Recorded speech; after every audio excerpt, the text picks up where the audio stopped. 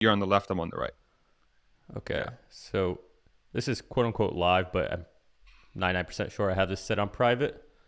Okay. Uh, yeah, it should be private. Cool. All right. Awesome. Well, I appreciate you jumping on, man. Um, Of course. yeah. Yeah. So I don't know how much you know about who I am or what I do, but just in case maybe you did some homework before you came on. But Mm-hmm. yeah, my background's in mechanical electrical engineering turned software engineer. So Mm-hmm. essentially, I decided I got bored. I want to do every discipline at least a little bit. Okay. Kind of Nice. took the approach of the Greeks. But yeah, and I've been a long time investor just in general. Got started off when I was really young with my stepfather. Luckily, I got into it at a young age, and yeah, this just became a great kind of convergence of things between investing in Tesla and starting a YouTube channel and seeing people like Dave Lee and just thinking bigger picture about how do I leave a legacy for my future kids and other people and share things I've learned, experiences, and just kind of just jump on this kind of bandwagon of putting more good stuff out there, good vibes and everything. And I've Yeah. watched you come onto the scene rather quickly, and it's just I I want to talk to more people who are kind of have that same good energy, infectious energy. I had Yashu on about a week ago, but like yourself, Yashu, Dave Lee, Rob Matt. I mean, just everybody just has this good energy, and yeah. So that's really the impetus behind this. I just want to talk to you. Seem like someone that we could vibe a little bit and get to know you and talk Tesla and talk life. Hell yeah, man. That sounds great. I would love to. Yeah, that's honestly one of the reasons why I started my channel too, is to like get closer to the folks in that community. I feel like there's a lot of shared experience and people, and especially in the Tesla community, and we're all sort of attracted to this one, like this big mission that involves a lot of technical sort of expertise, but it's also very grand and very culturally impactful. It's so unique, and I feel like there's a lot of shared experiences between folks. So I'm super excited to come on and talk to you, man. Seriously, yeah. Yeah. I watch some of your stuff. I really like the stuff that you do, and I think the fact that your background is so varied, I think gives you also a unique perspective into why into why Tesla can be as successful as it is, and other things that you're researching as well. I think having a varied background is one of the most important things people can do. So it's great to hear a little bit about your background, man. It sounds awesome. I think you're probably very lucky to have a stepfather like him to really teach you that stuff that early on. So that's freaking awesome. And now look at you with your sick ass freaking like minimalist background. Fuck, I'm so impressed, dude. It looks so good. Like my Yeah. wife is like she like tries to design our house in a specific way. And like your sort of the way you have your background is kind of reminds me a little bit of what we got going on in the house. So I'm pretty impressed, man. Looks Yeah, great. but I can't take credit for any of it. It's my fiance. She it's what she does for a living. So she designs like hotels Nice. and museums. Pretty much anytime you ever step into a building, whether it's like an office or a restaurant or anything, and you're like, wow, and it just has an impact on you. That's the work Yeah. she does. I mean, it's yeah. Nice. So it's nice living with it. So, but sometimes I have an opinion, unfortunately. So, Yeah. sometimes it's like we can't just do what she wants because also have the things I think. It's like, oh, well, I need you to explain that to me. And the Yeah. way my mind works is, all right, but explain to me why. What's the why behind it? But okay, what about these Yeah. dimensions? How? So we're taping things out, and in her mind, she's like, this is so trivial. Why am I having to explain myself? But for me, it's like I have to understand. I need to understand. So Yeah, yeah. luckily, she's Sounds a lot patient like with my me. wife and I. Yeah, Yeah. sounds a lot like my wife and I. I've learned. I'm just gonna just do, honey. You do whatever you want. I trust you. You make it happen. And then sometimes I'm like, but why? Why are we doing this here? She's like, I've already explained this a million times to you before. You're gonna end up liking it. I'm like, okay, fine, all right, fine. Yeah. And then she's right. So that's great. No, yeah, I love it. She'll put like a presentation for me. She'll if it's a new space that she's designing for our house, she'll talk about what we're going to put in it, and she'll give calculations about how much space we need for good flow, just like all these things. And like for me, it's like, oh, okay, yeah, Dang. that makes sense. Like you just explained it to me. You explained the why behind all of it. Yeah, I can't argue. Like that makes sense. So That's awesome. plus, Design for engineers. I love yeah, it. yeah, it's exactly what it is. It's exactly what it is. Yeah. But yeah, uh, so I know your story. All right, I think most people know your story. And if you guys, anyone who watches this, if you guys don't know who is it, Farzad or is it Farzad? It's How do you Farzad. Yeah, Farzad, okay. the first one. Yeah. Okay, yeah. So if you guys don't know his story or who he is, he's ex Tesla employee, or he left on his own accord, obviously. But former Tesla employee, great story. Go check out his videos. He's talked about a lot, and I don't really want to have you on just to regurgitate your same old story. I'm more kind of curious about you. So what's your background? What's your ethnicity? And you mentioned recently that you lived in Spain for a little bit. In case you don't know, I was born in Chile, but my whole family's from Spain. My dad still lives in Oviedo. Oh So snap! yeah. So when I heard you say that, I was like, oh, this is interesting. I'm like, are you from like, is your ethnicity from like Morocco area, Algeria? And then that made you want to visit Spain, or is that coincidence? Or Yeah, yeah. I'll give you the whole story. So my parents, they're both Iranian. So they were both born in Iran. Yeah, and there was a revolution in Iran in 1979, and then they wanted to further their education, so they moved to Spain during that time, and then that's where I was born. So it was them just moving from Iran to Spain, and then living there. I was born in '87. I'm 35 years old now, but I was born in '87. I have a little brother as well who was also born there. But that's how we ended up in Spain. Is my parents moved there during that time frame, and then we were raised in that country. We lived there for about 12 years in Cordoba. That's where mm, we lived, and we had friends that we met in Sevilla, and we would go to, we would go there quite often. Which is, those that aren't familiar, it's like southern Spain. It's part of this region called Andalusia, which is like the southern region of Spain. And yeah. yeah, I lived there for 12 years, and then right around that time, it was 1999. My dad started to find opportunities. He tried to find an opportunity in the States, in the United States. He had some family here, and I think on one of the last days of his visa or something, he was able to find something. Thankfully, thanks to one of our family members, and that started our journey to the States to pursue the American dream. Like everybody likes to say, to pursue the American dream. So we came to the States in 99. I knew 5 words in English. And so I had to basically learn an entire language from scratch once we moved here. And then we lived in Jersey for 3 years, New Jersey for 3 years, in this town called Montclair City, I guess, Montclair, which is it's like half an hour away from New York City. And a few years later, we moved to Pennsylvania, in Bethlehem, where I lived for most of my life. Really, we lived in that area. And then a couple years ago, almost about a year and a half now, my wife and I moved to Austin, Texas, because of the whole, the Gigafactory Texas opening up while I was working at Tesla. They announced it, and then I was able to work with my leadership to relocate here with the intent to be closer to the opening of that Mm. factory. But then, as sort of my personal wealth started to grow, and sort of I wanted to pursue different things a little bit. And thankfully, Tesla just was such a rewarding experience. That I learned so many things while I was there. I was so lucky to be surrounded by literally the most talented people on earth. I had this opportunity to sort of pursue my own path, and thankfully it worked out. And yeah, now I'm here. Now I'm Yeah. here making Oh, YouTube videos, that's which was awesome. something I did not expect at all. But yeah, yeah. Yeah, no, neither did I. I started this a little less than a year ago, and it's Mm-hmm. I my I'll just say her name, Anna. She was up in Boston. She's from Boston. We met in Greece, and we were both leaving Mykonos, and that's where we met. But so she eventually moved down here, but her whole family still lives in Boston. And one weekend she was up in Boston visiting her family. She comes back, and I for a while I had thought about, I want to put something out there about my experience with investing, because I kind of, investing against the grain. I kind of didn't believe in this whole diversification and all that, at least not in the Mm-hmm. traditional sense.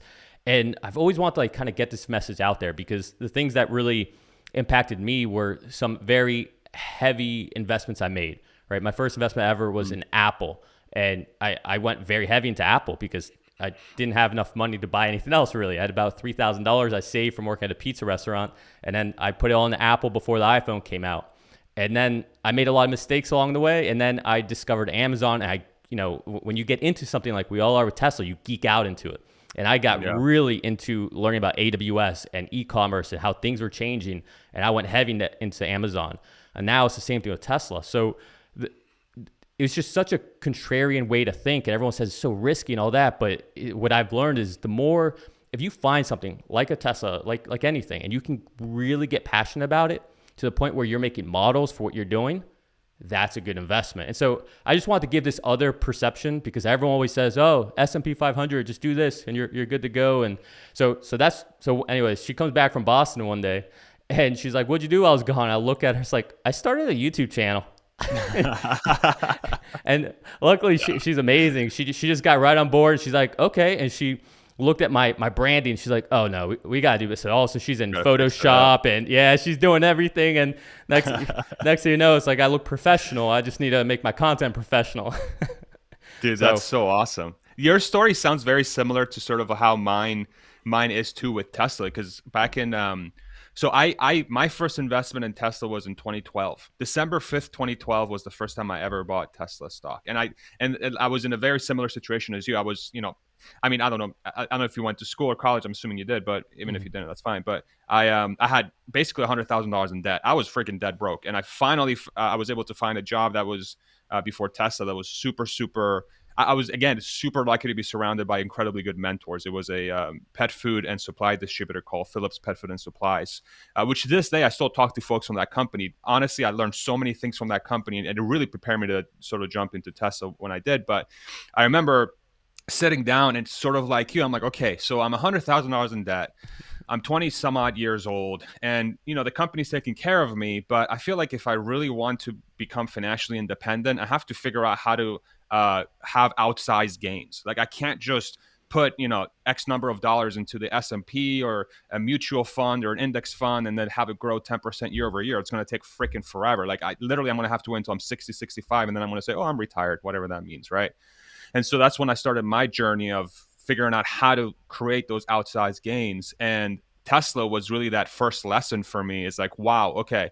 So if you find a company that's going to potentially 10x or 100x or 1000x yeah, over the course of 10 years or 20 years, that seems to be a good bet, especially if you're younger and you have the ability to generate income as you grow, right? I think that's one of the things that perhaps the conventional wisdom doesn't really value, is that folks have the ability to generate income well beyond what they think they can, as long as they really put their head towards it and they really work hard to generate income. you know, So in other words, I'm saying like you can make riskier investments if you have the ability to make money and to make more money. Like that's really should be in my, I'm not an economist, I'm not a market expert, but this is how I think about investing.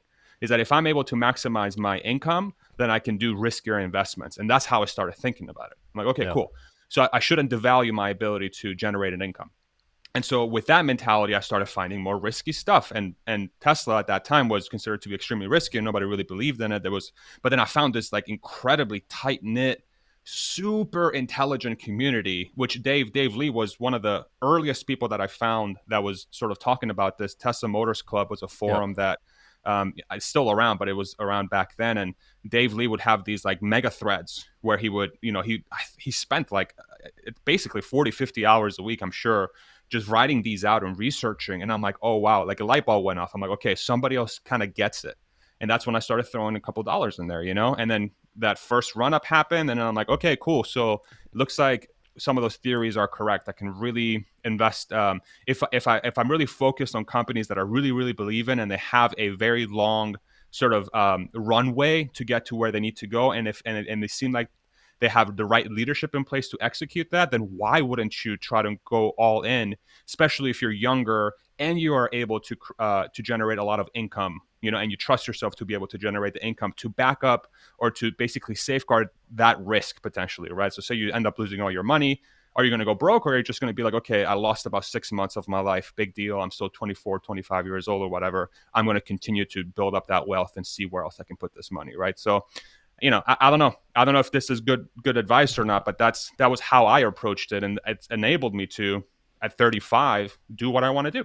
You know, yeah, and I might be very lucky because of it, and maybe I'm some sort of exception that people shouldn't be following or shouldn't be listening to, and I don't encourage anyone to do what I did, but that's my story. And yeah, it's so weird. It feels so weird to be here now and say that's how I got here, but that's how I got here.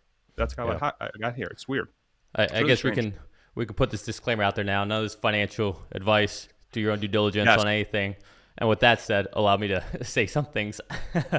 um, yeah, and that was everything you just said, right? It's you have this like awakening almost. I mean, it's like Plato's allegory of the cave. Like, once you see the light, it's like you can't go back into the cave. It's just this aha moment, and Yeah. I think it's almost like this big, not to get a little too Orwellian here, but it's like this conditioning of society that we have, where people think the idea of financial independence or retirement, it's an age, it's 67, it's 70. Hmm. And the second, like, and this is how I stumbled upon this. Like, the second you sit there on Excel sheet or on a whiteboard and you start doing the math and you realize, okay, let's say I just had $1 million. Now, let's say I could just make 4% on that a year. Can I live off that? And once you start thinking like that, you start realizing, okay, so the target isn't an age. The target is this net amount of money that will just sit Yeah. there forever, but I can just skim off of it and I live off of that. And that can provide me financial independence. And once you Right. realize that, your whole life changes. The way you spend money changes. I mean, I frequently talk about this. I mean, I've had a Model Y built out for a long time, and I keep making reasons in my head why I'm not gonna, hit order. One reason is because I tried to delay it because I wanted to get the front and rear piece castings with the 4680 structural pack. Right, so that's Hmm. one reason that I like to lie to myself and say that's why. But the big reason why I keep waiting is because I'm like you. I think Tesla's going to 10x. And so if I buy it, and just for easy numbers, let's say it's $1,000 a month for the auto loan. Well, in my Hmm. mind, it's like, okay, well, if I think Tesla's going to 10x, that $1,000, I could easily buy a Tesla share with that. So really, every $1,000 that I pay for that auto loan, that's 10,000, 20,000, 30,000, 40. In 1 year, I'll have paid 120,000. Essentially, in my mind, like the way the math works. So just the idea of how you spend in general just starts changing, right? Yeah. Is the juice worth the squeeze? And Right. I don't know. It's something that I don't think we talk enough about. Everyone just thinks go to work, come home, live for the weekend, go to work. Instead, it's like, Yeah. guys, you should be living for 35, 40. Like that's struggle for that. Yeah. Yeah. I also think too, like, I think there's also, I think financial independence is also closely tied, and you sort of talked about this already, but it's closely tied to your spending habits as well. So, what are the things that make you happy? Yeah, Are you a materialistic person or are you not a materialistic person? And I'm not saying there's anything wrong with those two things. I think folks perhaps don't have the honest discussion with themselves and sit down and really give a lot of thought. It's like, okay, do things make me happy, or do experiences make me happy? Right? And if things make me happy, what are the things that make me happy and how much do they cost? Okay? Like is it nice cars, nice houses, really good food? I mean, food I guess is also an experience, but you can you have to really sit down and really ask yourself, what are the things that truly make me happy? And I can sort of talk about what one of the light bulbs that went out for me is that there was a period of my life. This was I had a small business while I was at Tesla. I was working at Tesla. We had some investments. I've been very fortunate to be able to spend money on things that I thought I really wanted, or things that I thought I would really love. We had the nice cars, we had the nice extravagant trips, we had all these like really nice fashion items and stuff. We were able to spend the money on things that society would deem as, oh my god, look at the status, look at how nice this is. But then for me, I think the journey that I went through, that I think folks sometimes don't get the chance to, and this is where I think this is sort of a valuable thing if people are able to do this, is like really experiment to try and figure out what are the things that actually matter to you hardcore. Like what are the things that you actually connect with? And then once you discover that, really start thinking about, okay, how can I put myself in a situation where I can give myself the freedom and the time to be able to enjoy those things as often as humanly possible. And what my gut tells me is that this is probably not going to work for everyone, but I think this might work for a lot of people, say 80% of folks, is that I think you'll soon start to realize is that you need a lot less money than you think to yeah, be truly, truly happy. And so your threshold of financial independence should really be driven by how much money do I need to spend every single year to be happy, you know? And if again, if that means nice cars, nice houses, that number goes up. If that means staying at home and creating art and creating YouTube videos and going on a trip once in a while and be able to enjoy like culture very closely and not needing those extravagant things, that number comes down dramatically, right? So I think that's where people, when people ask, sometimes in my comment section, and I'm not an investment channel, I'm just somebody who was able to achieve some financial independence at an early-ish age. But I always get the question of like, how much Tesla stock do you have? How much money should I have to retire, right? And I think that's the conditioning of society that has told people you need X number of shares to retire. But like each person is so different. Yeah. It really goes down to the fundamental question of what truly makes you happy. What actually makes you happy as a human being? And that is really the first question, in my opinion, that people have to ask themselves if they want to achieve financial independence. And if you're somebody that's able to get sort of that materialistic experience as early on as you can, then theoretically you might end up in a place where you realize you don't need those things again, and then you end up doing you need less money than you originally thought. And this is counterintuitive advice. I'm almost telling people like go buy expensive shit. I'm sorry, I'm not sure if I can No, curse you're or fine. not. You're fine. My apology. I You're get good. passionate about this because it's No, like, that's what we're all you about know here, man. yeah, it's counterintuitive advice, but I would almost tell people, especially if you're younger, especially if you have the ability to generate an income and you're confident in your ability to generate the income, don't feel bad to buy the things that seem expensive or society say you shouldn't buy it, and then see if it rings hollow. Because if it rings hollow, then the rest of your life, that thing rings hollow. You're not really pursuing those expensive things anymore. Yeah. You're going to pursue perhaps experiences that are going to be way more fulfilling than those expensive things. I don't know. I've spent so much time thinking about this and like becoming like quitting Tesla and really having time to sit down and analyze these things have really opened my it really has opened sort of this part of my brain that says like the experience of being a human is so complex, and I don't think we're asking the right questions when it comes to actually achieving financial independence as a whole. There is a subset of people that have sort of figured it out in a way, but like why shouldn't this be common knowledge for everybody? It's I don't know. And it's and I think it's hard to teach as well, right? And it's Yeah. very counter, and people are almost afraid to say the things that might actually be correct in solving those problems. But I'm Yeah. rambling now, so No. I love it, man. I mean, this was one. This is the impetus for my channel. Is exactly what you're saying about talking about these things, yeah, and so much of what you said. I mean, this is why I'm happy that I reached out to you because same wavelength. I can tell. So much of what you just said is things I try to preach on my channel. I cover Tesla. Pretty much every video I do, but I don't consider myself a Tesla channel. I happen to be invested in Tesla. I mean, I'm all in Tesla outside real estate. So yeah, my stream of consciousness, the things I talk about are Tesla. And the point in my channel is like, these are the things that you should look at and how detailed, methodical you should be when you invest in something. Otherwise, you're not really investing in my perspective. But the bigger point of my channel is what you're saying. Talking about financial independence. What's it mean to be financially independent? What you were saying before, if you don't have a budget, if you don't know where your money is going, I mean, that's step one. You got to figure that out, right? Because that's the quickest way to get a pay raise or anything is figure out where your money's going, and then you can cut back on that.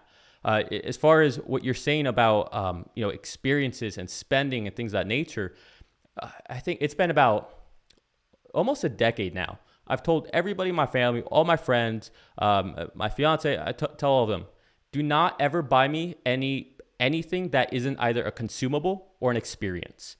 yeah, Otherwise, I don't want it. And the beauty of this goes right to what you're saying. An experience, if everybody could just take a second and think about how many days in their lives can they actually remember. Maybe you remember your prom. Maybe you remember your wedding. Maybe you remember that concert you went to. Maybe you remember that comedy show you went to. But there's so many days we've lived that we can't really remember. So if I can give you an experience that you remember, and that's a day in your life you're going to remember, I think there's something beautiful about that. And yeah, then as far as the consumables, with the in-laws, they send us every time for like the holidays or whatnot, they'll send us a gift card to a restaurant, $100 to our favorite Mexican restaurant here.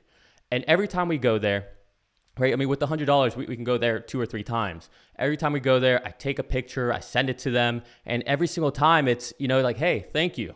Hey, thank you. yeah, Like you provided us not food, but a good time and all that. And this was the gift you gave. And it's something, again, it's an experience, and I can give back to them saying a real thank you by, hey, look what we're doing. Here's us out, just thinking about you as we, appreciate your gift. And to me, when you start thinking in those ways, it becomes less about material things. still, we all True. need material things. We all want material things, but a lot of times we see a lot of clutter and overconsumption of things, and then next you know, your space, your environment doesn't look the way maybe you want it to look, right? Because Yeah. we're trying to overcompensate by buying this or buying that or this piece of clothing or that piece of clothing. When I think a lot of times having, to your point, experiences and more intentionality would bring you a lot more joy. But yeah, beautifully said. Absolutely beautifully Yeah, said. no, I appreciate that. But I do think there's still something to be said for like I think it's hard in my opinion, I think it's sometimes hard to wrap your head around how valuable experiences are until you get that fix of materialism. You know, I think sometimes you do have to realize, sometimes you do have to get that stupid, sometimes you have to buy a Model S. Yeah. Sometimes you have to buy a pair of $2,000 shoes, you know, just so you can really experience what it means to have something that you thought you really Mhm. wanted, and then after a few weeks or months you're like, okay, so maybe I didn't get that dopamine hit, I didn't get that sort of like thing that really made me feel alive. It Yeah. dissipates. Whereas, maybe you spend, I don't know, 2 weeks backpacking through Ireland or Switzerland or something, and you spend, I don't know, $2,000. Maybe you could do it super cheap and you're just walking around talking to locals, and maybe that is something that becomes much more attractive, I think I'm still for people trying those out, and what you say is 100% true, but it's also like, how do we get people, how can people get to that mentality? And I think sometimes you have to go through that materialistic phase to understand that maybe you're not a materialistic person, and I Yeah. truly believe most people are not really that materialistic. It's just that we are brought up in a society where materialistic things have a lot of value. There's a perception that there's a lot of value in these materialistic things. And like Tesla cars are a perfect example of that. Now they're becoming a very like thing that everybody wants. Ooh, I have to have a Tesla. I have to have a Model 3. But that sort of falls in the same category. Maybe the Model 3 is not so much the thing you're looking for. Maybe you're looking for something that you really believe in and you feel proud in having, right? So that's sort of the experience side of it. So, yeah, I mean, what, Yeah. what you say is, I'm glad that your channel exists, because I think that's the sort of discussion that is not common, and it's counter and is not well understood because it's complex, right? These Yeah. things are not easy to like dissect and talk about. There's a lot of complexity to it because humans are involved, and humans are complex beings. So yeah. Yeah. So you're obviously financially independent. I'm not laying out any secrets. You said a second ago. I'm with you. I don't think it's important to talk about how much net worth does a given individual have. I personally don't disclose that. I talk about on my channel all the time. I'm financially independent, but I still work because I do love what I do, and I have a Mm, great team, and it's just it's more than work for me.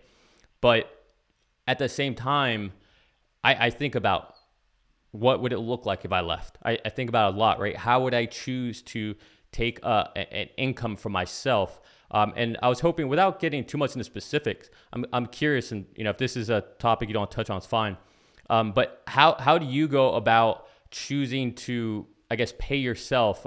Do you go by selling shares? Do you like Chicken Genius? He would sell a put and take the premium from that and live off that. What's your method in order to have revenue? Do you do it once a year and then that's what you live off, and you don't care about fluctuations, or do you do it monthly? I mean, what's your yeah. strategy?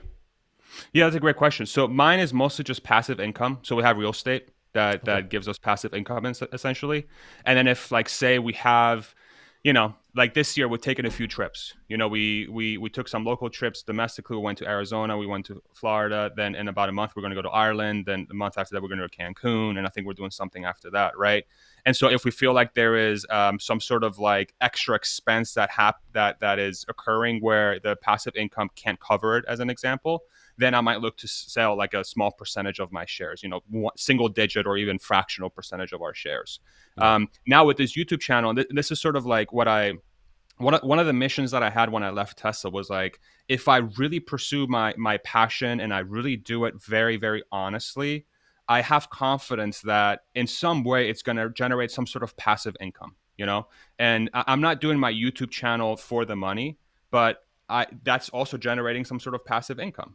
So like a percentage of that is going into my, building out the studio and building out the channel and making as much good decisions as I can make for the content, putting that money back into basically reinvesting the money into the channel. But that's also a percentage of that's also going to, buying food, taking trips, and my wife and I going out to dinner, or, maybe working on some stuff for the house, right? Yeah. So really it's majority of the percentage is going to be passive income from those real estate investments. And as if the YouTube channel grows, then a percentage of that will also go into that. And then for any expenses that say where we deem that it's worth selling a small percentage of shares to cover, then we do that.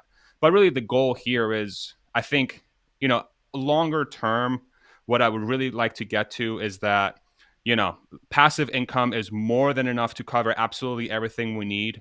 And then the Tesla shares just sit there forever, and we're probably close already to that point. And when I left the company, I had that in mind. Like say I don't have any passive income, we'll still be able to do this probably for the rest of our lives, and we're going to be very lucky. I don't know how much is going to be left at the end, but we're definitely going to have plenty to live the lives how we want. But really, the longer term goal, is to utilize the passive income and the assets that we have to build something that's valuable for society, whatever that is. And if that right now for me is creating a YouTube channel to try and pass on the knowledge and what I've learned, and just make that available for everybody, and then I get a little bit on the side through ad revenue or whatever, then so be it.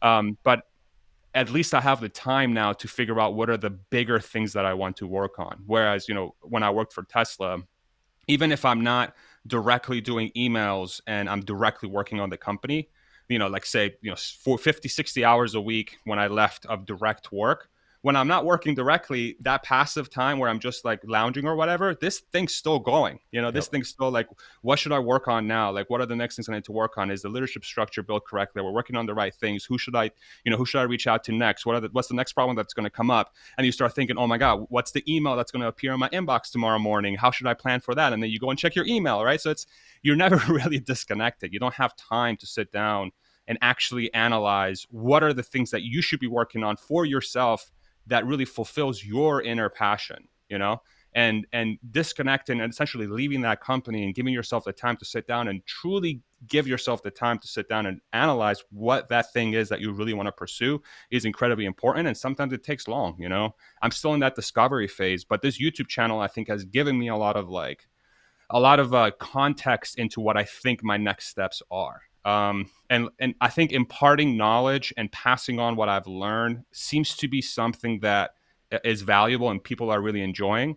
And so I'm trying to figure out, okay, what are things that I can do that's going to maximize that so that it's maximally available to everybody. And if there is a path to generate a passive income through that doesn't disrupt my ability to reach as many people as humanly possible, and where everyone feels that it's super, super valuable, then that's probably going to become the goal at some point. But it's also important to have fun, right? Yeah. I didn't quit Tesla just to again be super obsessed with something again and not have time to actually live my life the way I want to live my life, right? So now I got to be careful, and so I'm learning things about myself. Like I'm an obsessive person in a way. I can't disconnect. I have a problem disconnecting, so I'm trying to work on that as well. So super long answer to your No, question, but I just wanted to yeah. give you some context. Yeah, yeah, Yeah. And I think not just people who cover Tesla, but in general, I think people who think in this certain way, sometimes people say it's like an engineering way to thinking it, but I've learned it's not just engineers who think this way. There's a lot of people who get kind of obsessive about things. And I think obsessive yeah. almost has a negative connotation, but I think it's just people get very passionate, interested, and want to go deeper and deeper into certain things. And when they don't know something, it's just, I don't know, is that your imagination working at its most optimal levels? Because, there's a reason we have curiosity as humans. So I don't know. I love it. And it's nice seeing other people who have the same kind of the drive and the curiosity. And, your channel is definitely gonna do well. I mean, if for no other reason, just the good energy you provide. So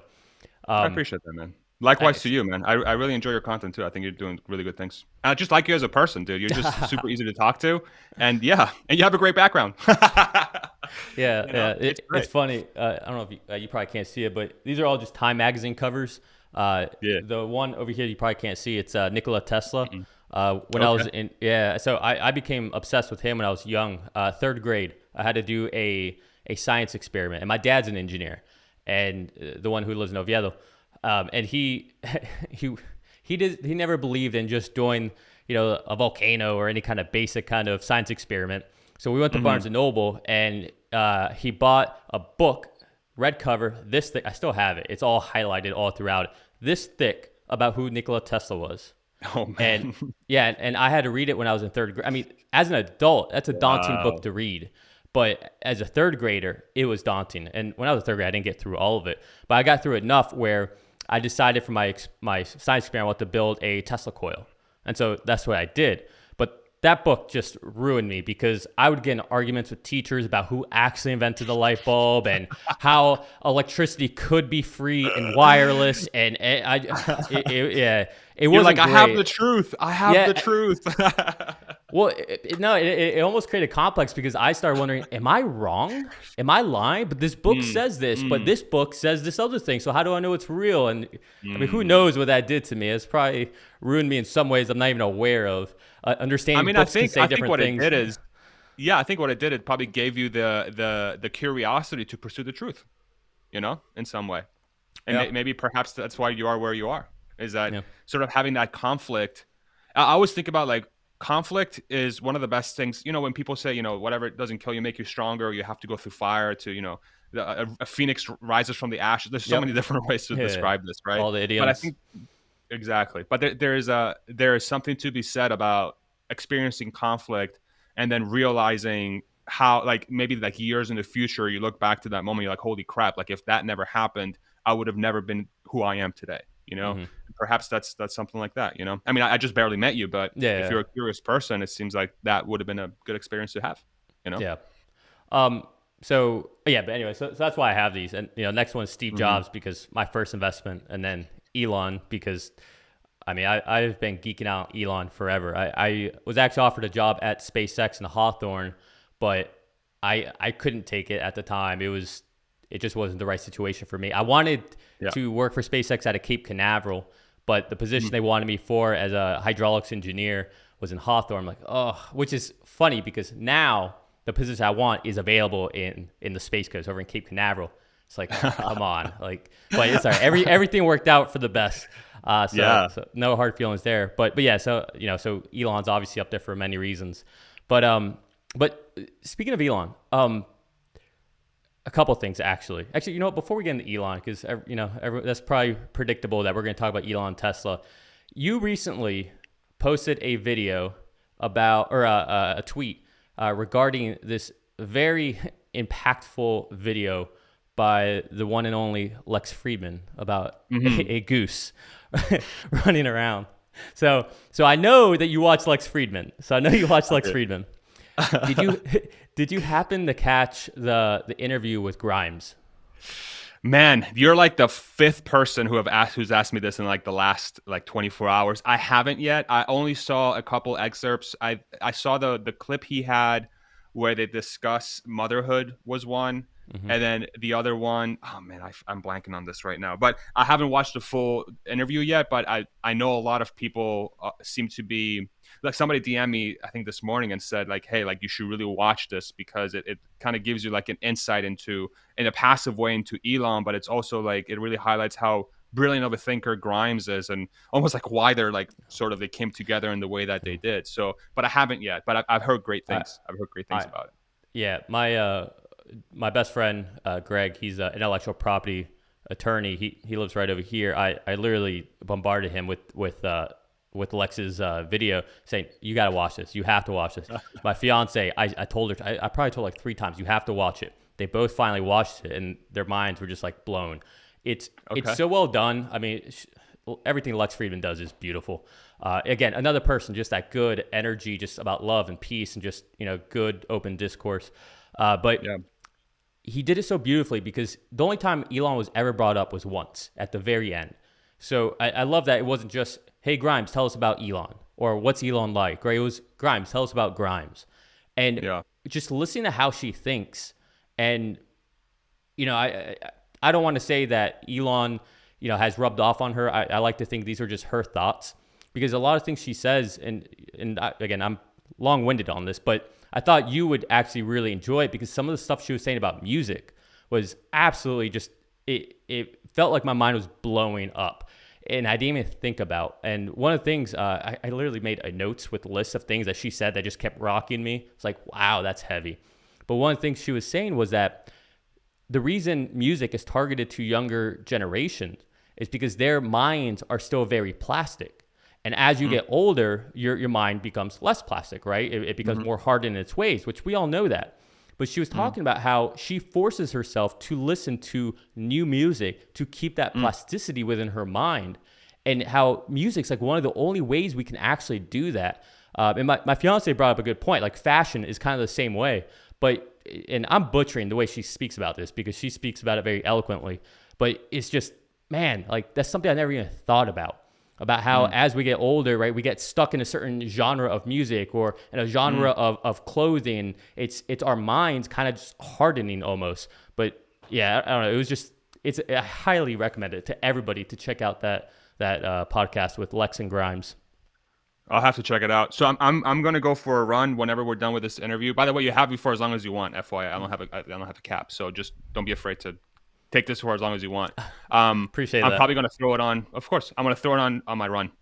I started Okay. running again, so I'm like that's gonna be one of the things I'm gonna throw on. So I'll definitely throw it on my run and I'll listen to it. But what's that comment you made is so interesting because um, the music has been a very big part of my life. Big part of my life. So I've been playing guitar for a little over 20 years now. I've been playing the clarinet. I mean, I don't really play it Oh. anymore, but I was like semi-pro. You know, I would play in like pit orchestras and stuff, and I was in marching band and orchestra, and I would play in like theater plays and stuff. I can play the piano, I can play bass guitar, I can play the sax, I can play the drums a little bit. I music has been a very large part of my life. And I'm not like this amazing musician, but I really connect to music. And one of the things that I've always found very interesting is a lot of people, I feel like, to what you said, are like, you know, for example, they listen to country and that's it. They listen to pop and that's it, you know? I love death metal. I love jazz. I love blues. I love pop. I love rock. I love hip hop. I love trap. I love EDM. Like, there's so many different genres of music that I love. I'm starting to get into country. Like, that was one that I was always like, no, hell no, country, worst genre ever. It's just because, you know, because I'm stupid. But now that I live in Texas, everyone listens to country, and then I'm like, a couple of songs I hear, you know, it's not the mainstream country that I like so much. It's like the raw country, like the actual, like where people are telling stories, you Yep. know, because country is like a very storytelling sort of It genre, you is. know, Yep. in its own way. But like, what's one of the comments I remember somebody telling me, because you know, death metal is like my favorite genre, like Opeth and sort of that, Mm-hmm. almost like progressive death metal is sort of my genre, and that's a genre that's like super, like almost no one listens to it because it's so raw and heavy and deep. But I feel like there's something very unique about that genre because I find that the hardest ones to listen to usually are the ones that are the deepest. That's what I've sort of found about this because there's got to be a reason why it sounds the way it sounds, you know. And just to got to get back to my original point of why I brought this up is that I really connect with what Grimes is saying there because I 100% agree with her. Is that having a wide palette of music and really exposing yourself to new genres constantly. I totally I don't know how I can prove this, but I think that's 100% correct. And I think Yep. having a malleable brain is incredibly important to building a society. Because if people are very set in their ways and they're very strict about how they think, you're not going to be able to advance society forward because everyone's going to be like, well, it's always been good this way. Why change? Right? You have that sort of like old school medieval before, you know, even before then, where people are just okay with things, with the way that things are for 100 years, and then no one is really brave enough or wants to feel challenged enough to change the way they think, right?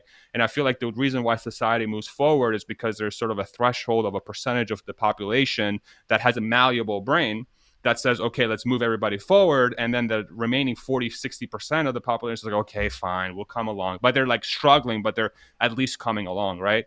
The larger percentage of people that have a malleable brain, I think the faster we'll advance as a civilization.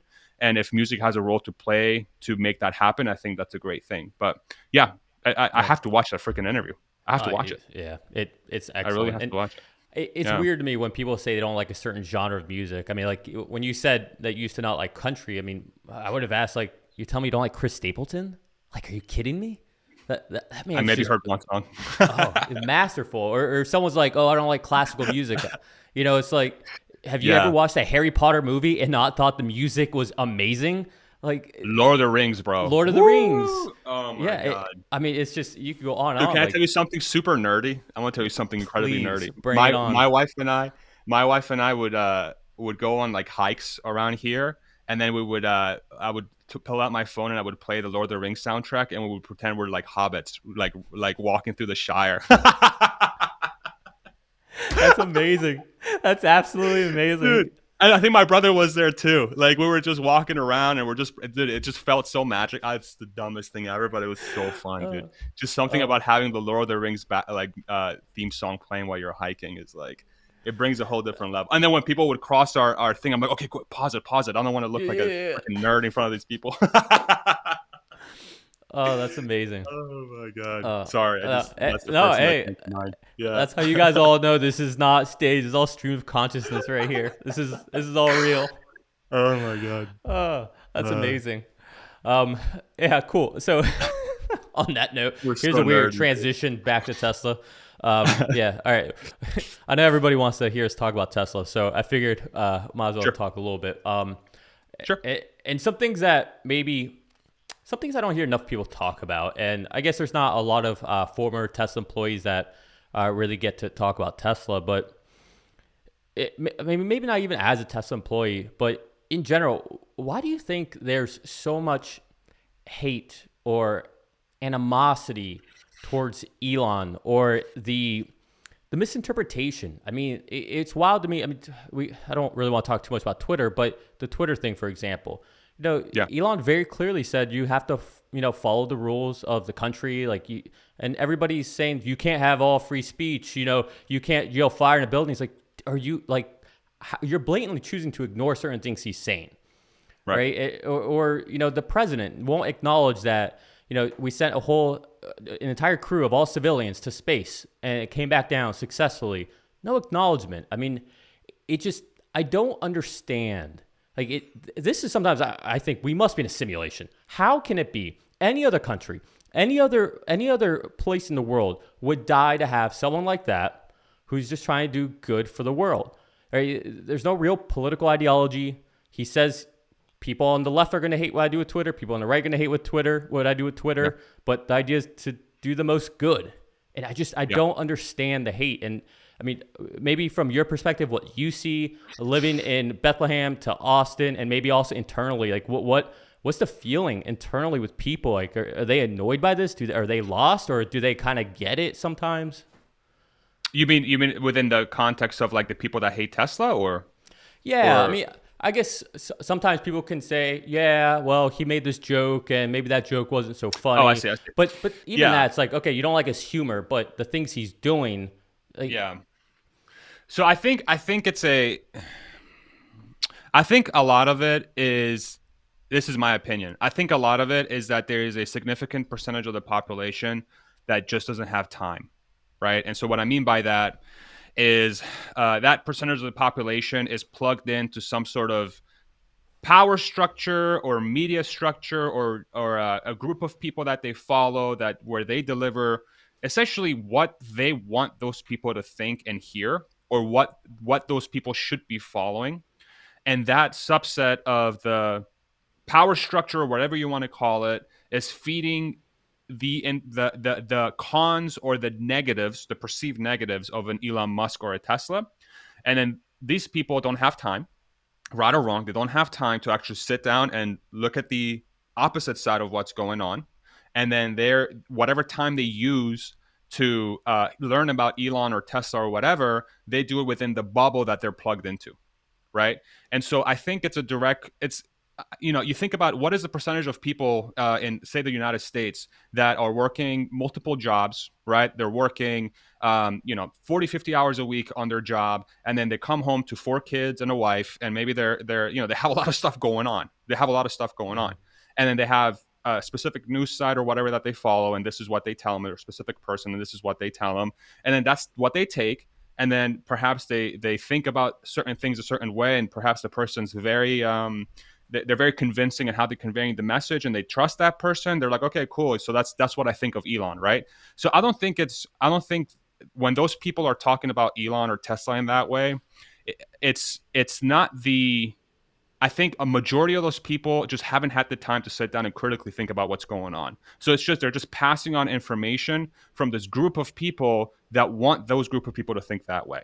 So really the fault here is that there is a subset of news places or people that drive narratives or politicians that have something to gain by making these people think that way about Elon and Tesla, and they're using that to their advantage.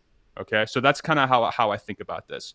As far as like, yeah, so I guess that's how I think about it. And I Yeah. don't know if that's like too, it's maybe too convoluted or it doesn't make a lot of sense. But I No. really just I think it comes down people don't have enough time to actually do the due diligence, and they're just plugged into a thing that tells them this is why Elon and Tesla is bad. Yeah, no, You know? I think that makes sense for some people. I mean, I have a really close friend. He's from Brazil, and Yeah. he's huge into Bitcoin. Huge, ultimate entrepreneur individual. Has 5 companies that just he's just a rock star of individual.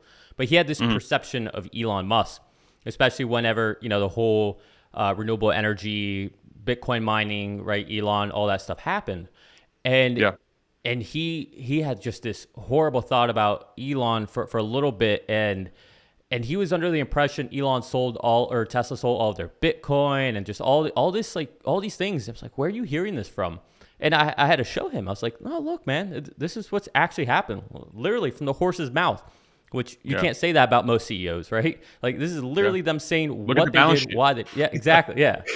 exactly. But and now over time, now this individual is posting on Instagram tweets of Elon. It's like he's like seeing the truth about all this, which it's funny because being such a Bitcoin enthusiast as he is, he's not very plugged into mainstream media or things of that nature, right? He's a very individual thinker, but it's almost like Yeah. even if we're within our own echo chambers, we can be manipulated by that.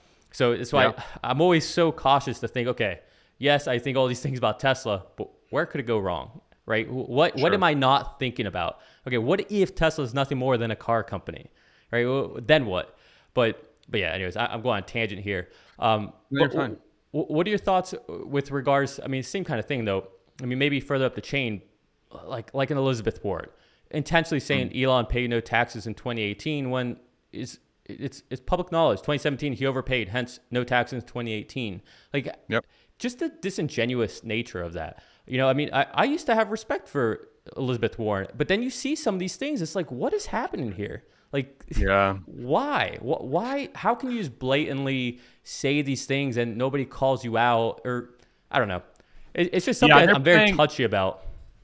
No, I get it, man. I feel the same exact way. I think they're playing by an old set of rules that has taught them that if you take a certain position on a on a thing that's happening in culture, it's going to get you X amount of votes. And they have teams of people that sit down and apparently they've done the math and they think that if Elizabeth Warren comes out with this narrative, she's going to gain X percentage of voters from this block and this block and this block, which is going to allow her to remain in power or win power in the next election or whatever, right? So it's all just a game. It's Yeah. all a freaking game that these people are playing. The one of the things that I've learned through my journey with Tesla and Elon and following all these things, which I think a lot of people have also learned, but I don't think it's talked about too much, is that if you really and spend the time like you and I have and become almost obsessed, but like let's just say let's call ourselves learned. We've become very learned and knowledgeable on Elon and Tesla in these things, right? And then you start seeing how mass media and different outlets just outright a lie or they misconstrued or they push a certain narrative that is just plainly either false or is very obviously trying to achieve a outcome to try and hurt that company or people, you start to realize just how many people don't know what the fuck they're talking about. Yeah. And that's the biggest thing that I think I learned from this journey And there's a lot of those people in again media outlets or power structures that are on purpose driving a narrative that is counter to what is actually happening for the purpose of something. And usually those things are monetary in value, right? And so and so my trust for these things, I used to, dude, when I was younger, I used to throw on CNN because I was told that CNN is the place you go to get your news, right? Yeah. This is, you want to go here to be informed. And The so I became a unbiased news one, right? junkie. Exactly, the unbiased. Yeah. No, Fox News is too Yeah. right and MSNBC is too left. CNN is perfect, Mhm. and then you have people with that Fox household and an MSNBC household, right?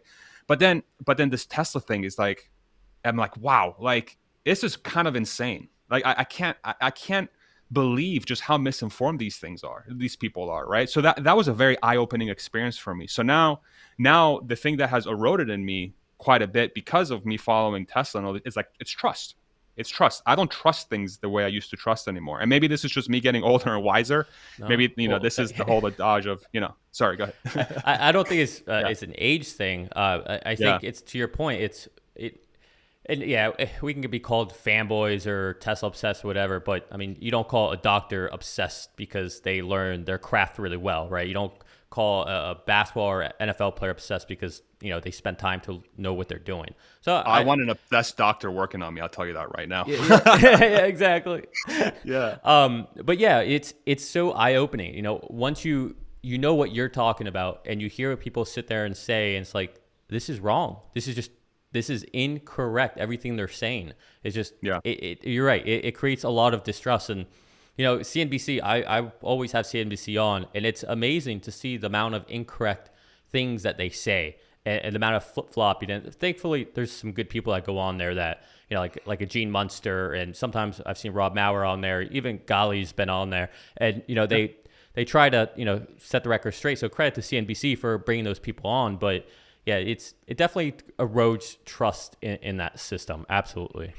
Yeah. Um, I think there's also something to be said too, is that to get the right information out there, it takes a lot of time and effort, you know? yeah, And yes, it sometimes a does. lot of these, it does, and a lot of these media companies or whatever you want to call them, like these people that pass information on to the public, they're just looking to, again, it's the whole clickbait thing, right? Like, what is the thing that I can do to spend the least amount of time to generate the largest amount of revenue so that I can keep my job? Yeah, That's the equation. it's That is the it's equation. And that's how a lot of this stuff runs. so. I was watching you and Tom Nash. Great. I think it was your episode 2 with him. That was a great Mhm. one. Thank you. But you guys were talking about something. I forget the context, but it was just about when did this bifurcation of people, the extremists, happen? And Mm. I think you guys kind of came to the consensus that was essentially like the financial crisis that happened, and then you had student loan debt, and so it makes it hard for people to believe in capitalism when they're so far behind. And I think that's so well put. But just take a step further. I think you have things that amplify that, right? That bifurcation. To your point, the media, and this need for watch hours and clickbait and things of that nature. And we all know cable TV is dying, right? It's very clear it's dying. And something that I've been thinking for not that long, a couple months. Just I believe in analogies, and I think if you can say something analogy, it can really hit home with certain things you're trying to convey. And what I've realized is that if you take the way we consume media right now and relate it to books, you have fiction and nonfiction, right? Pretty straightforward. I think we're having the same thing with media now, where I think YouTube is becoming the nonfiction Mm. as to books, whereas Hulu, Netflix, Disney Plus, that's the fiction. And I think cable TV is just going away. And that's what I'm Mm. starting to see. And YouTube can, float on that line being fiction too. But I see if I want to learn how to do something, I'm going on YouTube. If I want to understand how something works, I'm going on YouTube. If I want to hear a biography or an interview with someone, I'm going on YouTube, Yeah. right? If I want to be entertained by some movie, I'm going on Netflix or Hulu or HBO Max. So I think that is going to be a very healthy thing for us, because maybe that gets us away from this cable TV that's just trying to divide us and sensationalize everything with fear and all that just to get views and clicks. And, it's the rabbit hole goes Yeah. deep. I mean, you can really think about. I mean, YouTube in a sense is kind of this way too, unless you have YouTube Red. If you really think about it, and some of the other ones too, or the one that you pay for. I have it, like, you don't get ads on YouTube. Mhm. It's like the best thing ever. But cable, the way it's structured is they want to create things that you want to watch so that they can push you ads. That's literally the entire business model of cable. It's not really like a programming with ads. It's ads with things in the middle so Yeah. that you can keep watching so you can watch those ads, right? And YouTube is kind of this way too, in a sense, unless again you have that thing that gets rid of it. So that business model to me, I think to your point is going away, but I think it also says something about, I think people now have the ability to access the individual instead of the structure, like Yeah. instead of the company. And I think that's why YouTube can be such a great thing, is because when, so say, take a Tom Nash or a Dave Lee or yourself or whatever, meet Kevin, Chicken Genius when he was on. There's so many different folks that people in our sphere sort of follow. These are individuals. They're self-funded. They don't really have any incentives per se, where they have a boss that's asking them to perhaps sway something this way or another. You get a connection to an individual. And then when you are able to connect with an individual, I think that's way more powerful than whatever a media company and a conglomeration of people with different ideas come together and they come out with some bastardized version of a program or some sort of idea that they're trying to float, right?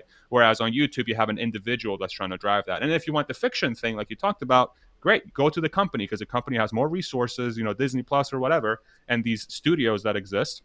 And usually those can come together. You have a lot of creativity. They come together. They create Ozark and Breaking Bad and Game of Thrones and all these other things that people love to watch. And yeah, you make a great point. You make a great point, and I 100% agree with that. That's Yeah. definitely, it's going to be super healthy. It's going to be super super healthy, and I think hopefully my hope is that it really allows the best ideas and the individuals with the best intentions to gain the most trust from the people. And I think that eventually will lead to a more productive society and a one that's more united and more accepting. I hope. I don't know how Yeah. we get there, but it just seems like that's the foundation we need. No, I can agree more. Yeah, no, it's, and I hope we get there. I mean, I say this, well, I don't say this frequently on my channel. I try to be as apolitical as possible. I don't really identify with anyone. I just identify with certain ideas. But And when you're gonna sit there and you take like a Joe Rogan, an Elon Musk, a Richard Brand, and you're calling them alt right or Nazi like, it's like, all right, something's wrong here. I mean, Branson.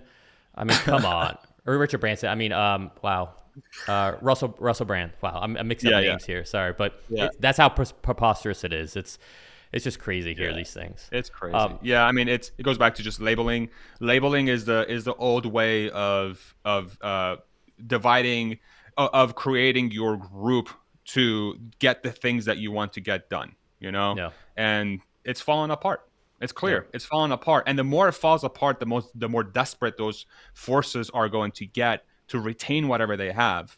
Because if it goes away, they go away, and humans don't like going away. So yeah, they're going to try very hard, and it's going to get way louder before it dies out. yeah. And I think that's what we're going through right now. I think we're going through that right now, exactly.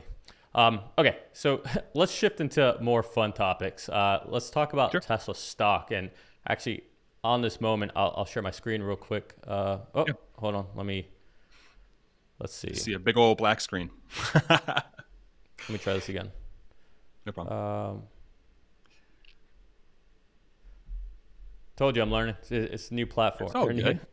Let's see. It's all What did I good. do wrong here? There we go. There we go. I see it. All right. Yeah. So Tesla's moving right now. Oh, So what are we at? yeah, we're at 918. Oh, So sweet. yeah, we're having a nice little run. Wait, did the Fed make an announcement yet, or is that No, in an we got hour? another hour or Okay. 55 minutes. Yeah. Yeah. So with that said, do you have any thoughts on that, on the Fed, what we're doing with inflation? I have some thoughts, but I'd be curious to hear what you think. Yeah, I'm not an expert on this by any means, but I think I don't think any of them are either. I agree. I don't think anyone knows what the hell they're doing. This is No, like I a don't. perfect example. This is like a perfect example of this is one of my biggest findings in life, is that no one really knows what they're doing. I don't know what the hell I'm doing. I'm just doing what feels good. You know, I don't. I think the folks in the Fed and everywhere else. I think if anybody says that they're an expert in something, or anybody says and comes out and they tell you like, "Hey, I know everything about this thing. You should trust me." That is the first person I don't trust. because I'm Yeah. like, there's no way you know everything about everything. If you're not honest about not really knowing what you're doing, you're not anyway. But the Fed, Yeah, um, but before you go into yeah, that, yeah, so I interview. I mean, especially right now, I'm interviewing a whole bunch of candidates for engineering roles, and mm, the big test I always give, and the hallmark for anyone out there, if you ever interview for an engineering job, I'm telling you right now, the hallmark of a good engineer is an engineer who says, "I don't know" when they don't know. What I yes, tend to do is I will ask someone a question about something that they're familiar in. If it's networking, if it's compute, if it's containerization, whatever, and I'll drill deeper and deeper and deeper. Obviously, something that I know, and I'm trying to get you to a point where you say, "That's a good question. I don't know, but I'll find out." And if you can say that, okay, this person is not here trying to BS me. They're actually willing to learn and be open because yeah, we don't all know everything. And if you don't have that humility to say you don't know, oh man, I can't teach that, right? I can't. so true. Yeah, but sorry, It's go so on. true. No, you're good, dude. 100, dude. I've interviewed freaking hundreds of people in my career, probably thousands at this point. But I that is the exact thing I look for. I look for a humble nature and somebody who seems to have some natural talent. The Mhm. people like I've ended so many interviews early where I'm like, hey, like basically the question goes along the ways of, hey, what do you think you can learn more about this, or how would you rank yourself from an expert level from zero, like 1 to 10? And if they're like, yeah, I don't have anything else to learn, I'm perfect for this thing, I'm like, okay, thank you so very much for coming, and I throw out the freaking resume, because that's like, you have to leave yourself some room to actually say, hey, maybe I don't know everything, and there's things that I can expand on. But anyway, sorry, we Yeah, can go on this for another yeah, hour yeah, I on know. the topic, but I know you want to get to the thing. So Yeah, yeah, go the ahead. Sorry. Fed. Yeah, the Fed. Yeah, I mean, the thing that I'm really interesting. So within the context of interest rates going up, what, and this is like a super, like, I have no, I talk about, I don't know what I'm doing when it comes to this stuff. I really don't know what I'm doing, so please don't take anything I say seriously, but I'm still going to say what I Yeah, think. yeah, yeah. I think what's interesting about this is that it seems like a lot of people, if not almost everyone, is expecting some sort of recession to happen at some point. Recession meaning like, we're going to get into a situation potentially where, people are going to lose their jobs, and people are going to have less money than they did now, and so on and so forth. So I think that's very, very, it's curious, because it's usually when everyone agrees that something's going to happen, usually the opposite happens. And again, this is like sort of like gut feel experience, not based on reality or facts or anything like that. And I think sort of the Fed's decision, to do what they need to do, is just going to, whatever structures are in place that are going to follow that reaction or that action, is just going to basically lend itself to what usually happens, right? So if the interest rate goes up, stock market's probably going to go down, blah blah blah. So, outside of that, I don't really know what's going to happen. I still feel like that we're sort of in an experimental phase when it comes to, um, building an economy. We've printed more cash, more money than we ever have in our history, if I'm not wrong. And now we're like experimenting with this sort of, we've raised and lowered interest rates in the past, but like we've never had this sort of condition. I think the government is at an all-time high in debt and, a deficit. So it's like we're in this weird place, but at the same time, we have like an economy that, it seems like there's way more openings for jobs than there is labor. Mhm. So like there seems to be a ton of demand as well. So I don't know. I don't know. If it goes up 50 basis points or 75 basis points, I don't really have any sort of thoughts about that. I'm more like long-term focused. I'm like 5 years from now, what is the economy going to look like? And am I optimistic that that economy is going to be stronger? And I think it is, because we've gone through this sort of 2-year period since COVID, where I think a lot of people have sat down and have really have done a lot of introspection and trying to figure out what their talents are best used for. And I think ultimately that's what's going to drive the economy forward. The Fed can do whatever they want. I think when you have 8 billion people on Earth sort of rethinking what they want to do and become way more efficient in creating value for humanity and society, eventually I think that's what's going to move forward. And the things that are happening short term, I think are inconsequential. But I could be 100% wrong. But that's sort of Yeah. how I think about what's going on. No, I mean, that's, again, I talk about my channel all the time. I think it's important to understand what's happening today. I think it's Yeah. important to understand. James Dalma said it the best, right? In a interview with Dave Lee, he said, he doesn't care about the stock price does today or tomorrow. He cares about long term, which is what we're all about. But he makes sure to know what's going on every day, because if he ever needs to sell, well, he needs to know what's going on with the environment. He needs to understand what's going on with the stock. He can't just disassociate from it. And so I believe in always understand what's going on. With regards to the Fed, I think I get the Fed has to do something, right? Or they feel they have to do something, right? It's their mandate to, push the, economy forward, make sure we don't get in a recession, all that good stuff. But I think it's also a little naive to think that you can raise interest rates and essentially slow down the economy to lower inflation. The reason I think it's naive is because, okay, you raise interest rates. Say you raise all the way up to 3%, like they're talking about by the end of I guess next year or sometime around there. Okay, you did all that. How do you fix the fact that Russia isn't sending oil out anymore to anyone, right? The EU, Germany is about to start, tapering off. Shanghai shut down for X amount of time. Beijing looks like they're going to start shutting down as well. No matter what you do with interest rates, you can't account for that. Like, there's nothing you can do to stop that. And that's going to be a fundamental supply-demand issue. And so Yeah. I get they're trying to do something because they feel they have to do something. But the idea that you can fix this just purely based off of interest rates, and that there's not other factors, I don't know. It just seems a little naive to me. There's so many other things. We're a global economy now. We're so intertwined. China, or I think, what was it? The U.S. sneezes and the rest of the world gets a cold, and that old idiom. But now it's the other way around, right? Something happens to China, we feel it. So I don't know. I think all this stuff with the Fed is a little overblown. It's something to pay attention to, but I think there's so much drama into it.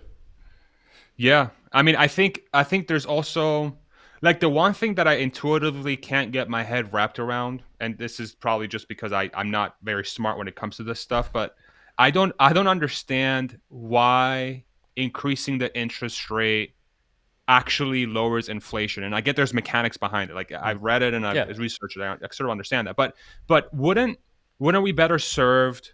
Wouldn't we be better served to have a structure where we can develop technologies and innovations to lower the cost of these things, to lower inflation, instead of making it more expensive to borrow money? Like, Yeah. why are we slowing down the economy? Why aren't we creating incentives and sort of structures, or whatever you want to call it, that's going to enable us to figure out how to lower the cost of the things that are going up? And if it's a a labor issue, then figure out how to, maybe we need to raise wages. I don't know. Like what are the things we can do to invest the lowering of the invest so it can lower the cost, instead of making it more expensive to borrow cash, and lower demand so that people have to lower their prices to get the product out. Yeah. Like, it seems counterintuitive to me. I don't really, it feels like a very old way of thinking about solving a problem. But again, what the hell do I know? I know the economy is super complex, but Yeah, yeah. I mean, it's like they say, it's a blunt instrument, and I don't know anything either, right? The only thing I know is the stuff I've researched, so I Right. have no background in finance, but I do have a background in Google, and I Google a lot. Hell yeah. But Which is better than 80% of the people that call themselves experts, by the way. yeah. Hey, but you know what? It's easy to say, hey, I'm just an idiot who's an engineer talking finance, so it's kind of gets you off the hook for any There real you thing, go. But no, I think you're 100% right. I mean, the idea is slow down the economy, then people get scared of a recession, so people stop spending, so demand comes down, so supply chains can catch up. That's the idea. But if you do all that, but again, and then China has a shutdown, you're not doing anything, because Yeah. now all that demand you try to suck out, well, now there's even less supply because China is shut down, or because Europe's Yeah. not getting oil from. It's this ripple effect that you can't, or a butterfly effect that you can't really account for anymore. I think you're right. In the 70s, when we were less of a global economy, that's one thing. But now you see all these auto manufacturers, they rely on China for their chips, or they rely on China for the minerals and material that goes into making batteries. And right, it's just we're too interdependent at this point to really Yeah. have that make a big effect. And I think you're 100% right. I think spending more time on focusing on innovation, and again, another thing that I think Elon's just 10 steps ahead of everyone. And manufacturing is going to be the thing in this country. I think it's going to come back. I think we're on the precipice of a renaissance for the what was it? That would be amazing. Well, I think it's going to happen. I mean, Maybe people are Industrial realizing, Revolution Part Two yeah, kind of thing. Yeah. yeah, like the boom of the 20s all over again, right? Roaring Twenties. Yeah. Yeah, roaring 20. Thank you. Yeah. Yeah. I think what we're going to start seeing is people realize, okay, we can't be dependent on China for X, Y, Z.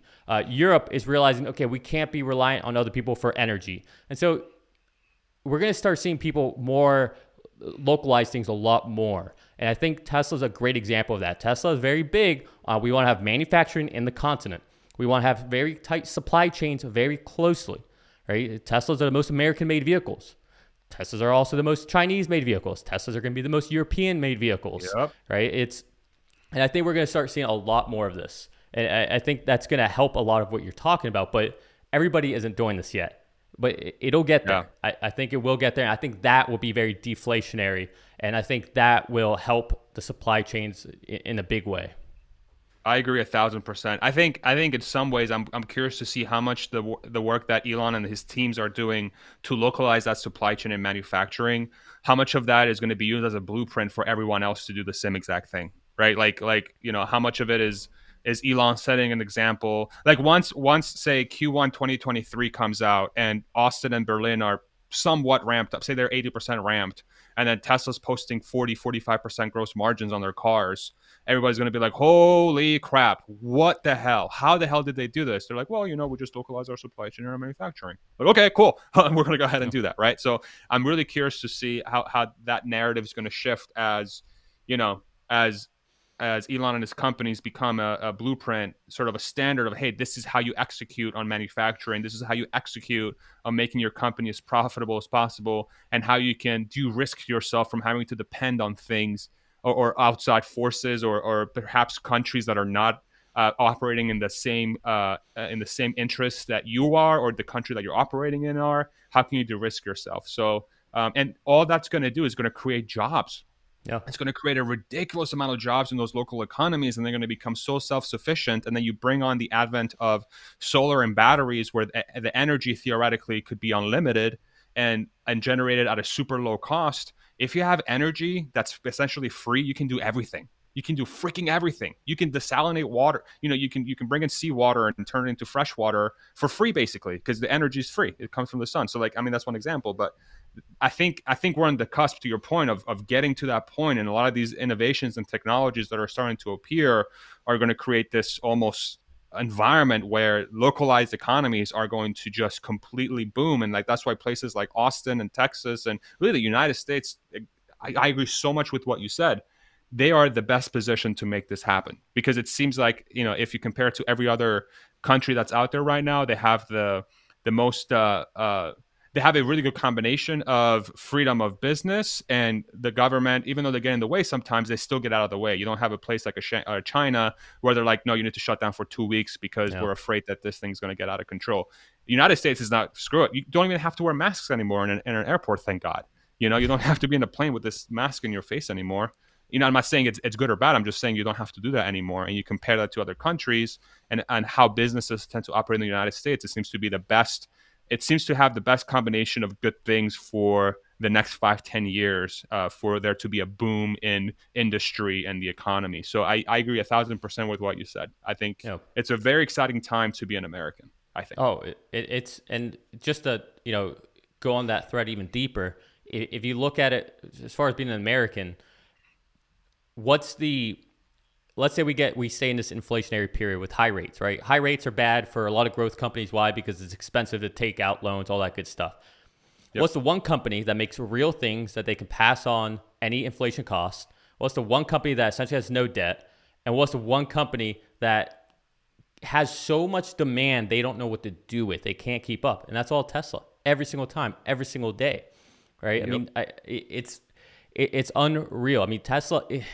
Again, it's There's almost no like they better can see into investment. the future. No, I Yeah. look There's no so better hard. investment. I try to find something better. I do.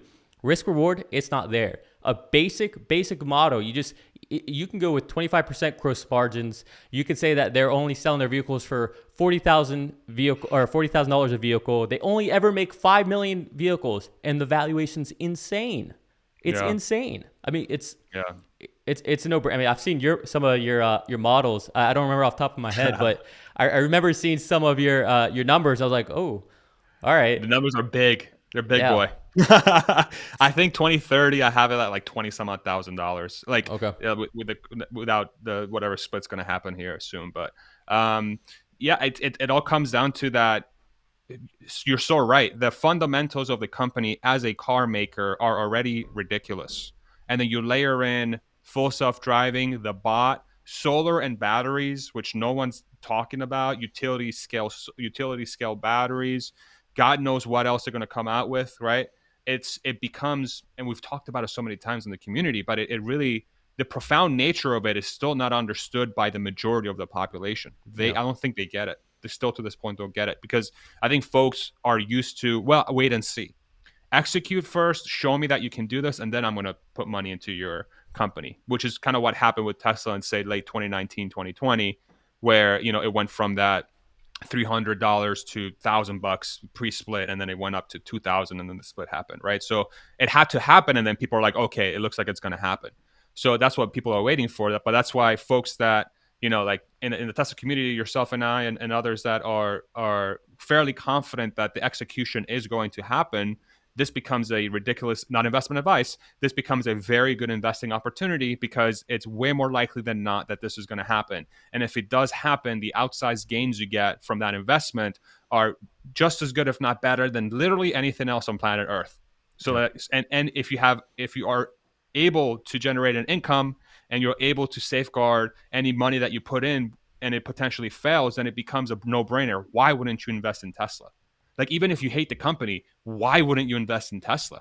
It just becomes an almost like a bad financial decision to not invest in Tesla because its risk reward ratio is so skewed to reward, especially if you can generate an income. I don't know. That's my yeah. soapbox. I'm gonna I get off mean, of on that it. same note, I mean, ignore the Yeah. valuations. Ignore all the Yeah. valuations. Forget all those. Just look at this last Q1. Tesla had higher net income than Ford or GM. Tesla Yeah. also has no debt, and they're printing money, and they're essentially making 5x less vehicles than they are. So why Yeah. would you ever invest in another auto manufacturer at this With two point? factories, with half of their factories barely making any cars. Yeah, yeah, and more than half not right because Shanghai is More about than to half. Yeah. expand, and there's a new You're Shanghai right. factory coming online. So I mean, it's Yeah. so if those are just the number, like forget valuation. That's all just the health of the business. It makes no sense to invest in any other auto.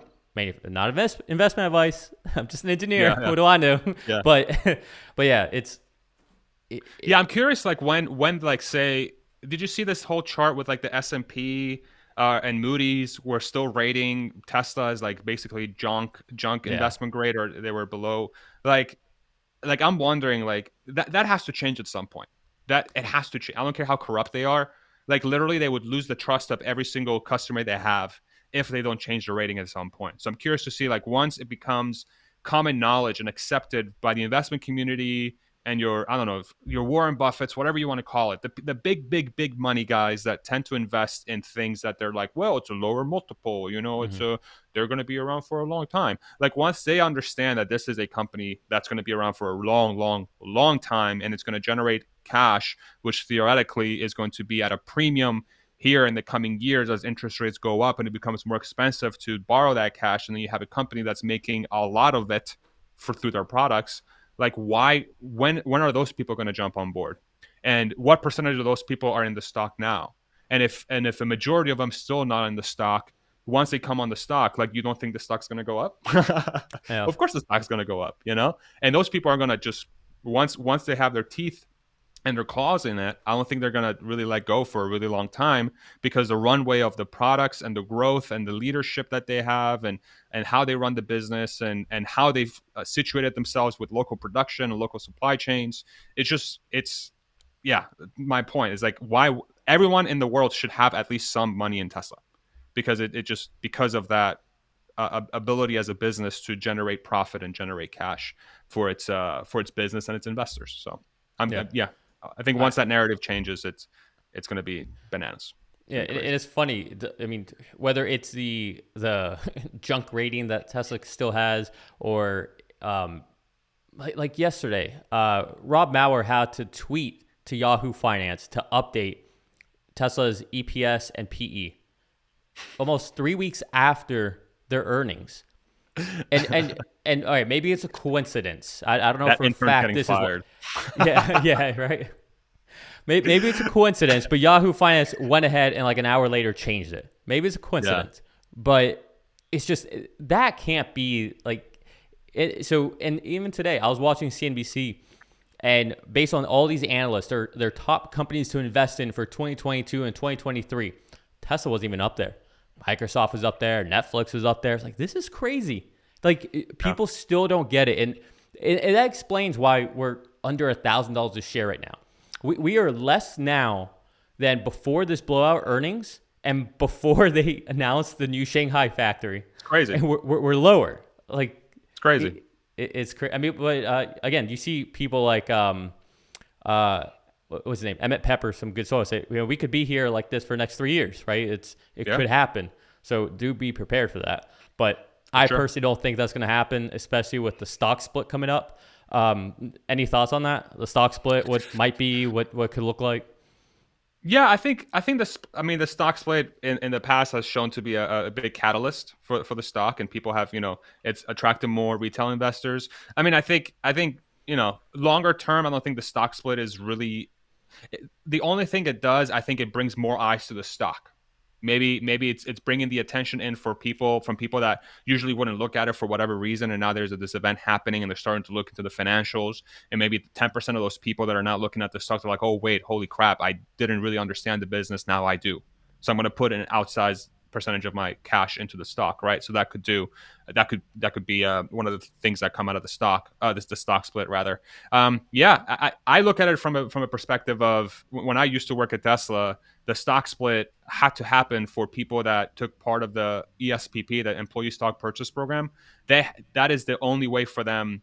There's a large percentage of the workforce at Tesla is not they're not these like people that are making a ton of money. They're still making a good living. They're able to pay their bills and live their Mm-hmm. life and stuff, and they have stock that they get paid in, but they still have bills they got to pay. They live a certain lifestyle and they want to pay it, and they can maybe only contribute a small percentage of their paycheck to this program. And if the stock price is over a certain price, and then after 6 months that money vests and they go to buy stock, if they're only able to save, say, $700 into that fund, and the stock's over $1,000, they can't even buy the stock because they Yeah. don't do fractional sharing, right? So I view it as a for me, the only good thing about the stock split, outside of maybe more eyes are brought to it, is that it gives employees that perhaps don't have as much money as some of the other folks at the company, the ability to invest additionally in Tesla with that 15% discount, whereas before they wouldn't have been able to do so. So yeah, I just think it's a good thing that Tesla does for its employees, and it's a great practice that they should continue to do in the future. Yeah. I mean, I always hear people talk about how the stock split doesn't add any value, which I guess on paper that's true. But I mean, I tend to hate things that are just on paper. I tend to like, look at the real world and talk to people and see what they're really saying.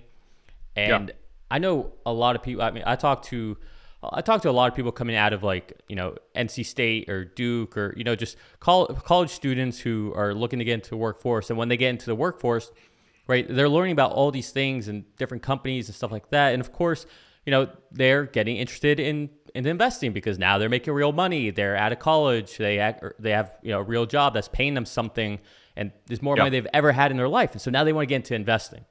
And I've yeah, heard so many of them talk about how Tesla just is so expensive. It's the idea for them to put $1,000 for one share, I mean, I understand like it doesn't change the value of it, but Yeah. psychologically, yeah, I have one versus I have 10 or I have 20. Right. And I've had a lot of them tell me, like if Tesla was less, they would buy. And it's the same math. I get it. Trust me, you're preaching to the choir when it comes to math. But Yeah. Yeah. there's a real thing with psychology. It's a It's real true. thing. And It's true. people, I think if it drops down, you're going to see a lot of people buy into it, a lot of people who would love to buy into it. And then that's where that, wheel starts going because now you're invested. Now you kind of become a Tesla fan. And then you see how True. quickly that rabbit hole goes down. Then you start opening your eyes and you start finding channels like yours or Warren Redlick's and you start seeing these numbers and you see these models and it's not complicated models, right? It's Yeah. actually really easy to model Tesla. And you start seeing Yeah. this and it's like, oh my goodness, I need to put Yeah. everything into this. And it just starts to happen. Not investment advice, but I think that's a big part of what stock split can do. ESPP, 100%, right? I mean, you got to take care of the employees, but I do think there's this other effect. And I think that's why we tend to see stock splits become a catalyst. It's because then people can get in, people can get passionate, and people have a stake in the game that they feel is more than just one share, right? Yeah. It makes a difference. To say I have 100 shares of Tesla versus 10 shares, that's, it makes you feel like you have something, even if it's worth the same Yeah. amount. That's a great point. The one thing we did while I was at Tesla at the facility we worked at is, because people would have a lot of questions about the ESPP. So then I started doing this stock class. I would during the day we would bring in like groups of 5 or 6 people, and then during their breaks or whatever, and then for say half an hour to 45 minutes, I would sit down and I would literally explain to them what a stock price is. And it really is, it's the value or the market cap of a company divided by the number of shares, right?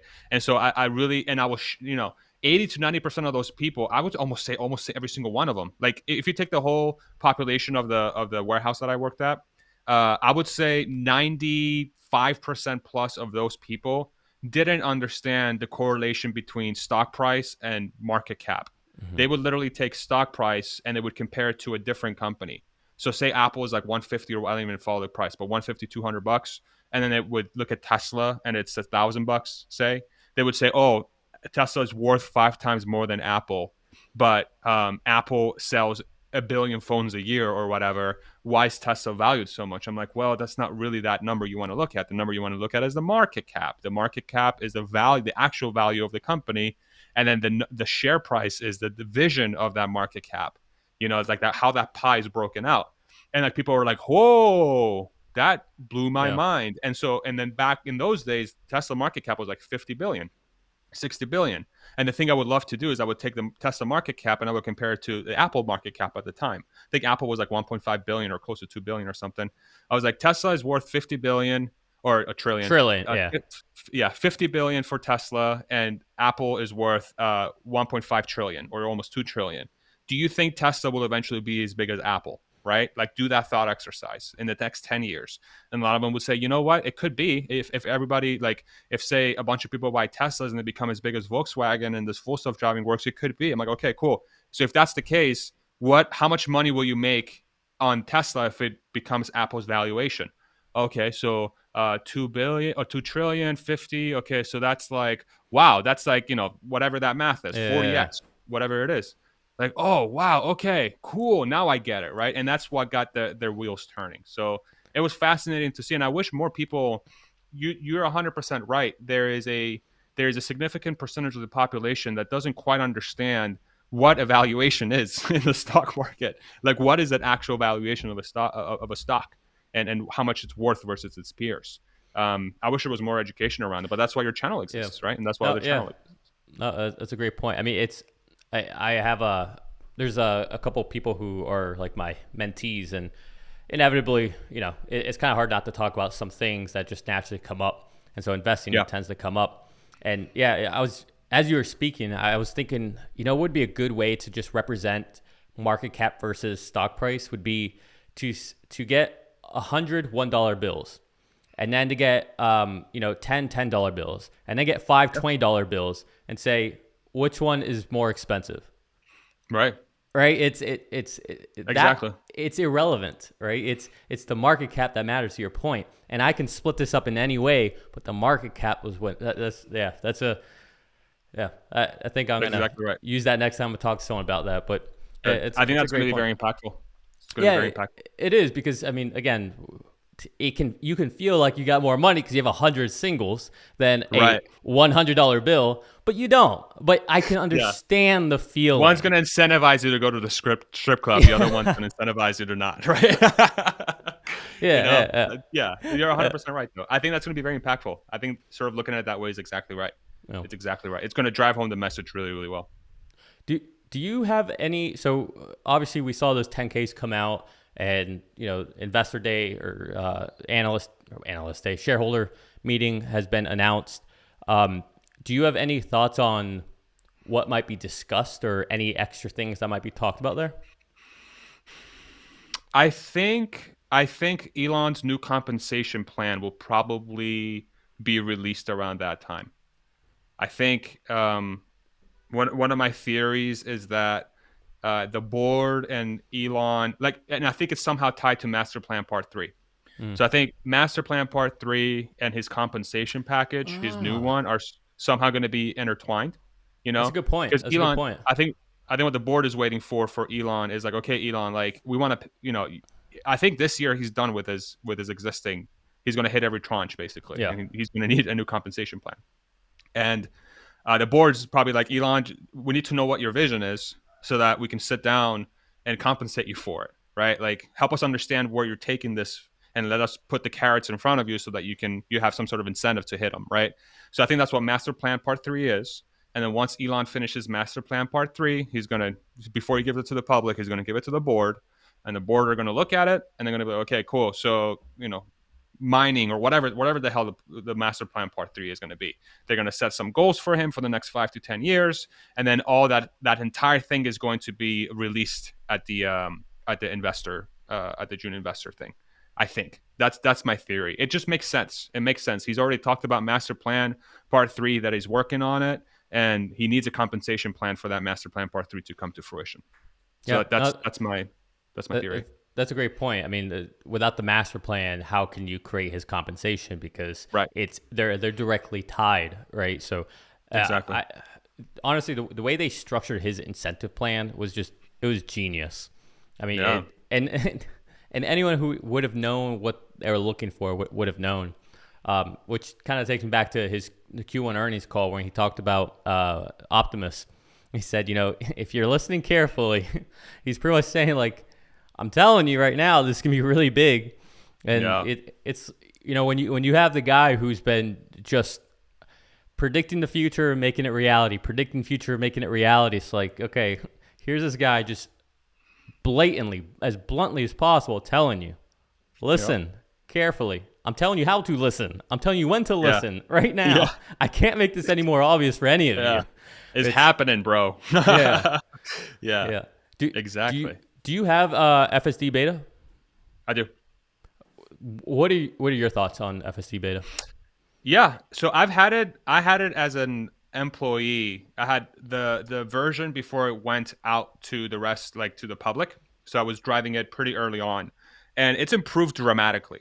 It's improved dramatically. So um what's interesting about FSD beta is that there's still parts where it doesn't handle certain things as a human would, right? It still handles them safely, but it's jarring because a human is not expecting that behavior. So, for example, like you're in a 2 lane road and it's merging to one, and the markings aren't really well marked. A human will just you just have your foot on the accelerator, you just go, right? Like, okay, like there's no car here, I'm just going to go. The car's still extremely safe because remember the primary reason, the primary directive for the car is not to crash Yeah, and not to injure the passengers, right? So under that assumption, the car is going to behave very different than a human. A human's primary directive is, I need to get to point B as quickly as humanly possible. Usually when you're in a car, at least the way I am, I think about safety. Of course, I think about my safety, but it's almost like 1A and 1B, with like point B as quickly as possible and I need to do it safely. The car is 1A, 1B, 1C, 2A, 2B, 2C is all safety, right? Yeah. So under that scenario, the car is going to behave very, very differently. What's really interesting is in situations where the FSD beta is on and I'm letting the car do its thing, whenever it seems like it's going to do something weird or it's going to behave a certain way, if I just hit the accelerator and I just push the car along, it will still navigate around it, and it's way more natural. It's Mm. way, way more natural. So I really think the one of the primary things that Tesla, once they figure out, is once they get the acceleration and the braking sort of behavior to be similar or exactly like a human's, I think full self-driving beta will immediately turn from something that people are skeptical from seeing to, oh wow, this is actually way closer than we think. It's just that behavior because the car is being a lot safer than a human would.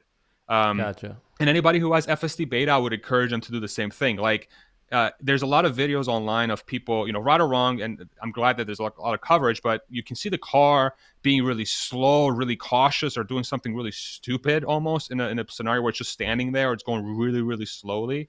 Like, if they just hit the accelerator pedal, I bet you the car would do exactly the right behavior. It's just being really, really careful. And that data set of you hitting the accelerator is Yeah. data that the FSD beta team gets and like, okay, this is how it should behave. So I'm wondering like how many times the testers aren't actually doing the inputs that are required, because the inputs are the things that are going to fix the system and make it better. So that's a separate discussion. But I think it's way closer than people think. Elon says this year level 4, I believe him. I really do. I think that behavior, that acceleration behavior, once they get around that, I think it's going to be way, way, way closer to a finished product. And then as more data comes in through the fleet, I think level four, I'm going to say level 4 in the United States in most situations will be achievable. And maybe what they'll do for next year, they'll perhaps geofence level 4 to say areas that they're comfortable in or certain weather conditions. And then as more data gets brought in for those exceptions, then they'll start opening up the geofence or those things, those limitations become broader. And then, you could have a thing where you have a robotaxi fleet in certain markets starting next year, and then each year gets expanded to more and more markets, and then within 5 to 10 years, every single market has a robotaxi network that's been phased in. And so how I correlate that to the stock valuation is I believe once investors start to see that full self-driving is a legitimate solution for, say, at least 80% of the world's population, then that is when the stock valuation goes from car company to software as a service plus car company, in Yeah. the form of full self-driving. So you need that first market to open up with full self-driving. And once the good reviews come in, and once the utility of it is obvious, and then once you can see that very quick iteration and expansion of the service, the stock is going to go, in my opinion, not investment advice, I think the stock will double, triple, quadruple, quintuple from that point forward. Yeah, no, I could see it playing out like that too. And I do think that's how. I don't think it's just gonna be, an update goes out and now we have robo taxis everywhere. I think it'll be exactly how you said. It'll be Phased. region by region. They'll keep. I mean, it's all about safety, right, at the end of the day. So Exactly. we can't risk anything. So maybe it starts in like Sunnyvale or Palo Alto, right? Because it's Elon said recently how good it is there. Yeah. Maybe after that goes to San Fran, and then maybe then San Diego, maybe then Austin. And I think seeing how slow Waymo goes from Chandler to San Fran, seeing how slow Cruise goes from just a portion of San Fran to a little bit of a bigger portion of San Fran. And then you have Tesla goes, all right, this month we're doing it, just like insurance, Tesla insurance, right? You see how quickly that's growing. Exactly. It's going to be like that. And I agree with you. That's when people will be like, oh, okay, well, Yeah. Tesla just leapfrogged them. Exactly what Elon Yeah. said. So that's great to hear from, especially from someone who's got beta. It definitely, it's hard watching all the videos. I mean, I watch a lot of FSD beta videos, and it's hard watching some people use it because I'll see like interventions, especially when people are recording, right? Because they're recording and your mind's not always on the drive. Sometimes you're focusing, you're talking, and Yeah. you'll see like a phantom break, or they'll call it a phantom break. And, I'm watching and I can see, and I rewind, and right, I have the benefit of, rewinding on like them, but it's like, no, this is what happened. It's very clear that this individual, kind of shifted this way. It looked like they were going to cross the crosswalk, but they didn't. I Yeah. like that was a good move. That wasn't like a mistake. And I think Those are hard to see in person, though. That's the thing. I could imagine. I can imagine. Yeah, yeah, yeah, It's yeah. split second, micros. Yeah. Exactly, and I think that's why Tesla is okay with all this footage being out there, because they can truly see if the behavior of the car is matching their expectations. Yeah.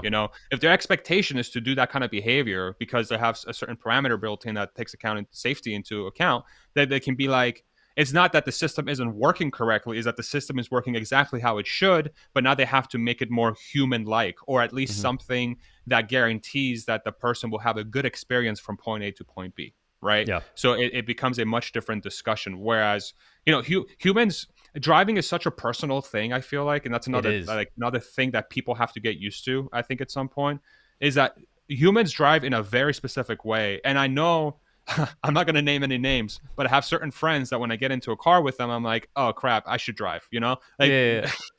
so it's very personal. Like everyone thinks they're the best driver. And then when you get into a car with somebody else and they do something stupid, I'm like, I wouldn't have done that. What the hell are you doing? When a software is doing that, it's like you don't have someone that you can lock eyes with and be like, you're an idiot. Why the hell did you do that? It's like, oh my God, this thing's trying to kill me, right? The robots are coming, right? So it's a very different psychological experience. I think there's going to be an adjustment period for that, but I think the economics of it are going to be truly the thing that's going to bring its quick adoption. When you have a car that can drive itself and it doesn't need a driver and it's super safe and it's super cheap to run, and once that price of that robotaxi is a fraction of what you would pay for Uber, then even if it drives a little weird, but it still gets you to point B in a similar amount of time, but at a quarter of the cost, you're going to take that option 100% of the time. It all Yeah. comes down to cost when it comes to these things, right? So that's going to be the thing that's going to drive its adoption for Yeah. sure. And And, once people get used to that quirkiness thing of it, yeah, and even then, I think it's a lot different if you're sitting in the back of a vehicle, or if your mindset isn't, I'm in this thing where people are ready to take over, and your mindset's in, I'm a robo taxi. It changes. We ride subways where we're holding 100%. on and we're moving like this. Like Yeah, we know what to expect already. Our mindset is there. It's just, this is different because we see a human behind the wheel, so we have certain things we want. And you're right, our biases are so different. I mean, I could guarantee you, if I had two of me, if I could clone myself, and I was sitting in the driver's seat and I was sitting in the passenger seat and I was driving, just the fact that my perception is different, the way I see the lanes, the other things I see, I would probably look at myself and say, hey, are you an idiot? Why'd you do that? Hey, you didn't see yeah, that? Like, I'm sure it would be happening just to my own 100%. self. Yeah. 100%. I mean, even just take like being on a plane through turbulence. There's a lot of Yes. nervous flyers. I was a very nervous flyer. And now I'm like, it's turbulence. Who cares? Like, it's like the plane's barely going like this, and it feels like it's like the pilot's losing control. But then you look at it from a third person view of the plane, it's like this. It's like, nah, nah, nah, nah, nah. It's just chilling. It's no different than experiencing turbulence on an airplane. It's See, wild. it's funny. So I'm an asshole. I'm at the point now where like I'm like you, like it's turbulence. Like, oh, it's no big deal. but my fiance Yeah. sometimes I can see her like clench a little bit. And Oh, no. I'm the asshole. I'll like grab her hand and I'll like go closer. I'll whisper in her ear, "Are you scared?" Oh my god. Oh my not gosh. not nice at all. Wow. She But must really it's love you, bro. Oh my goodness. I got a disturbing sense of humor. Yeah, it's yeah. That's so funny. Yeah, but sticking on full self driving, I mean, something. Yeah. And this is why, again, I encourage people, if you invest in anything, you got to really follow it and do your homework. Part of doing homework with Tesla is watching FSD videos, in my opinion, and FSD beta. And I watch a lot. I mean, I watch a stupid amount. And a lot of what I watch are Omar's videos from Omar's catalog. Mm-hmm. And it's, even though I've never been in FSD, I can see the immense change in it. If for no other reason, because I think it started around December maybe, but he was not having zero disengagement drives. And now, seeing how many zero disengagement drives he's having, it's absolutely insane. It's just ridiculous. Yeah. Yeah. Are you It's seeing that? improving. Yeah, I not as much. I am seeing an improvement in my area for sure. But I definitely have disengagements 100%. But the reason why is because have you ever been in Texas? Like, have you ever driven around Yeah, this area? weird Yeah, highways. weird highways, a lot of unprotected left turns. The way since it's not single stack, there's a lot of roads where the car can't make up its mind if it's going to go what is it?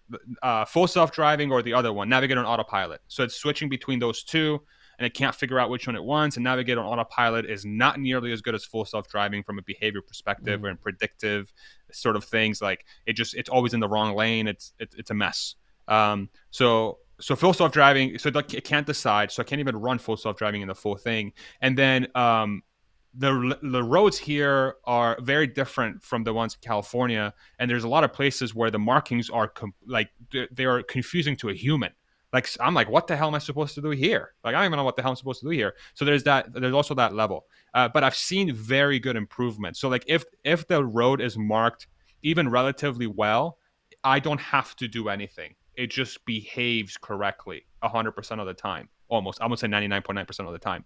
If the roads are not well marked and you're in a situation where there's a lot of traffic and a lot of pedestrian traffic, and it's like a weird situation even for a human, that's when I usually would have to take over. I would still allow the car to do its thing, and if I can push it along to get it to where it needs to go, I will definitely push it along. But there are times where I have to take over because I'm like, this is just not it hasn't figured this out yet, and I have to take over. Hmm. But those are happening less and less, less and less. Elon has talked about a big release coming out, I think this week Yeah, or the week after, I think this which week. it's probably going to be in 4 weeks, Yeah, realistically. yeah, 2 weeks, right? But Yeah. yeah, but regardless, it's super, super close. So I'm crossing my fingers that's single stack.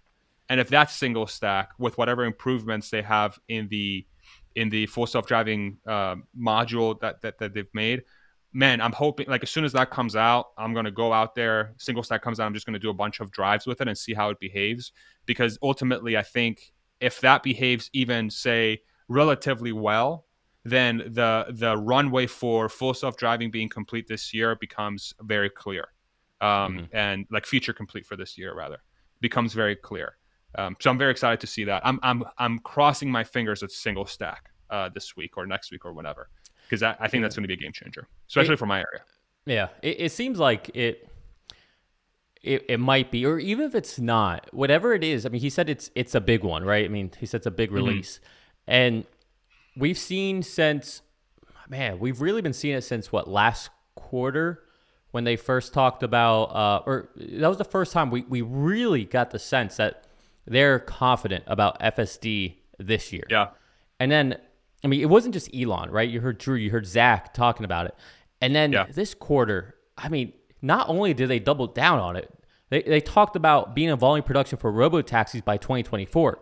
I That know. insinuates production in 2023 and having it live. So obviously they have alpha versions, or at least Elon has alpha version. So you just have to think they're seeing stuff that we don't see yet, because we have, different generation software, different iterations. You have to believe that there's something they're seeing this is getting very close, or the taper off of disengagements. I mean, this is where it becomes kind of a guesswork, right? Or magic or faith or belief or whatever you want to call it in what they're doing. But I I find it very hard to believe you would see Zach and Drew be this optimistic and confident if there wasn't something big happening that they can see themselves. You want to hear my crazy theory? I would love to. I think the reason why Elon is buying Twitter is because he now has the bandwidth to do so, and one of the biggest things that was taking up his bandwidth was solving full self driving, and now that full self driving is basically solved, he can pay attention to Twitter. I think Wow. that is the action, because Elon works from a standpoint of bandwidth, right? How many times in the past has he talked about like I have too much on my plate? I wish he talked about literally if there was a better CEO that could take over Tesla, please bring him in, and you could see that dude was literally run down. Now, if you look at him in interviews, the whole Met Gala thing, Yep. on the quarterly earnings, and just the interview he did with Ted, like his public on Twitter, he's like shit posting all the time. Like this to me, it comes across as somebody who is in a part time of his life that is not as stressful as it was, And knowing how Elon behaves, if he has big goals in his mind and he's trying to solve problems, he's going to put his all to make that happen. And you don't go out and buy one of the biggest social media companies in the world that's going to bring you a ton of shit from every single angle, politicians, corporations, whatever. You don't do that, and you don't become the largest stakeholder and take a private and become its de facto CEO unless you have bandwidth. And full self driving, the entire valuation model of Tesla in the future is highly dependent on full self driving.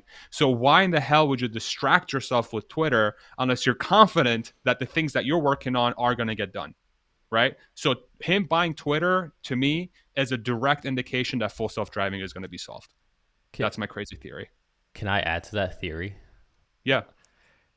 It also explains why Andrej Karpathy went ahead and took a sabbatical. Agreed. It lines up exactly with what you're saying. Why else would he all of a sudden take a sabbatical now? At the same time, where you're talking about Elon is almost happier, more joyful, more playful, doing more interviews, right? I mean, going to the Met Gala. I mean, hey, I'll buy into that conspiracy theory any day. Tesla's stacked with talent, man. That's one thing I can say. Having worked there for over 4 years, there is the it has a concentration of the most intelligent, hardworking, best problem solvers in the world, and you would be mistaken to think that Elon and Tesla aren't able to solve problems once they're focused on it. Every single thing that they've worked on that they wanted to solve, they've solved, and it's just a question of when. And Yeah. him buying Twitter, I really think that that is the indication that tells me that full self driving is essentially done, and it's just a matter of following the process to implement it for society. That's it. Do, That's do it. you think Elon will be CEO of Twitter, or do you think, even better question, forget that question. Do you think Elon will be able to fix Twitter, or at least make it where the majority of people like what's happening with Twitter? I think so. I think Yeah. so. I think the biggest reason why again is because I think if Elon sets his sights on something, it gets done every time. It really does. He's late on stuff, but it does get done. I think he's already a magnet for the best talent in the world. And if once he puts that best talent in the world along with himself to solving the Twitter problem, whatever that is, it will get solved. Yeah, I Yeah. think there's true potential for Twitter to become that town square that he talks about, where the truth and trust are paramount, and it becomes a place for folks to exchange those truths and information and talk about them and have a forum where everybody can sit down and have those discussions openly and freely, and allow society to really build the future through the internet, through some sort of online forum. Yeah, 100%. I mean, Yeah. that's that. I don't even like think about that anymore. I'm like, once Elon pays attention to something, I'm like, okay, it's gonna get solved. Yeah, Yeah, they'll yeah, figure it yeah, out. exactly. They'll Yeah. figure it out. Dude, like, how many times have I seen at Tesla, like, literally a million things we faced that seemed impossible, and all you had to do was just surround yourself with the right people and truly sit down and outline, okay, what are the steps we need to take to make this happen? And that sort of idiom that Elon's, I'm gonna use that word. You give me that Yeah, idiom yeah, yeah. word. I appreciate that. I knew what it was, but I've never used it in my vocabulary. But I'm gonna start Hey, that's using a it because of great you. turnaround. It That's a great is. turnaround. But Uh, if it's within the bounds of physics, if physics allows it, it's possible. yeah. If there's no laws of physics that say that this is impossible, it's there is a way to do it. And I don't know if there's anything in the laws of physics that would say that having a Twitter that serves 80% of the people to be somewhere that people trust and they can have an open forum of free speech, based on the laws for each specific country, blah blah blah. Yeah, it's doable. It's 100% doable. It's just a matter of effort and the right talent around that problem. Yeah. No, I agree. And I love what you said before about, how Tesla has it's a magnet for all this talent. Something Yeah, I talk about nonstop on my channel. You're not investing in Tesla. You're not investing in a car company. You're invested in the people. You're invested in exactly. Elon, and you're investing in all the people Elon attracts. And again, like, Exactly. you don't have to be a rocket scientist, no pun intended, to invest sometimes. I mean, go to your mall. What places are packed? Apple stores always packed. Tesla Yeah. showrooms always packed. Starbucks Yeah. always packed. Right? I mean, I go to the airport. I'll go out of my way to find a Starbucks before I go to some other random coffee shop. Right? I You're the want my guy that's in Starbucks. the line. Your Yeah. flight leaves in 20 minutes. You're like, I need my coffee. I, I'm the guy. Actually, I'm the guy sitting there in line with my fiance saying, "Look at us. We're just in a line. We're all just sheep." Like, oh, so aware of it, yet still doing it. I'm that guy. Yeah. I Yeah. mean, open your They make door, good go coffee, man. outside. Yeah, they do. Yeah. Open your door Yeah. and go outside. How many Teslas do you see everywhere? I mean, it doesn't take rocket science to figure this out. Where's all the Yeah. talent going? I mean, that's what you need to invest in. So yeah, 100%. I'm with you. Couldn't agree more. Farzad, I could talk to you forever. It's been 2 hours now coming up. Okay. Well, Damn. before we get off, actually, Yeah. looks like we're ripping up higher. It's 2 p.m. Oh, shit. I guess news is out, so I don't What know what happened? the news is. Should we look it up? Let Yeah, me see. let me see if I can pull it up. What is the Fed doing? Let me see.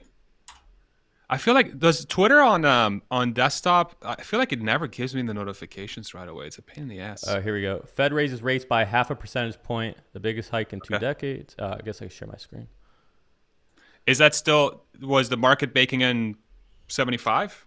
No, I think the market is baking half a percent or 50 basis point, a total of 75. So it's 25 last time, 50 this time. So let's see if Yeah, so it went up. It's sold off a little bit. It went up to 927. It's at 924, right? 918. Okay. It's gonna come back 920. Yeah, it's bouncing around. It's bouncing okay. around. What's the S&P doing? So coming months with a possible. Oh, okay. So it says markets now expect the central bank to continue raising rates aggressively in the coming months with a possible 75 basis point hike on the table for June. Wednesday rate hike will push the federal funds rate to 75 to 1. Okay. All right. So Okay. that's pretty much all we're probably going to hear until he speaks at 2:30. And that's where we'll really start seeing the fireworks. Yeah. So it looks like we had a big jump at 201, and then it's sort of selling off right now in the next tick. Okay. Yeah, Yeah. we'll see. I was thinking about doing a live stream later. I usually do live streams on Wednesdays, but I think I'm not going to do one today because everyone's going to be so focused on this stuff. Yeah. And I kind of want to focus on it too. So anyway, Yeah. that's Well, just logistics. Anyway. Okay. on that note, hey, seriously, thank you for hopping on. It's great to course, talk to man. like-minded people who just, I can tell you're just a good soul. So really appreciate it. Thank you, man. Likewise, I super enjoyed our conversation. You're welcome on my channel at any time. I would love to have you on and continue this discussion. I really think, dude, like I literally, I think I could have gone for like the whole day, like you said, Yeah. literally the whole day. There's so much meat there on the stuff that we talked about. But great meeting you, man. It's again yet another person I've met in this community that I have a lot of shared experiences with, and yeah, man, you're a great person, I can tell. And if you're ever in Austin, let me know. I'll take you out for a beer or some food or whatever. And yeah, I'll, man, thank you so much for having me on again. yeah, absolutely. Would love to be on your show, and I plan on going to a shareholder meeting. So I will be in Nice. Austin. So Awesome. so All right, one let's way or sync up another, I'll then. be there. All right. Sounds good, Perfect. brother. Appreciate All right, it. brother. Peace. Take it easy, man. Thank you.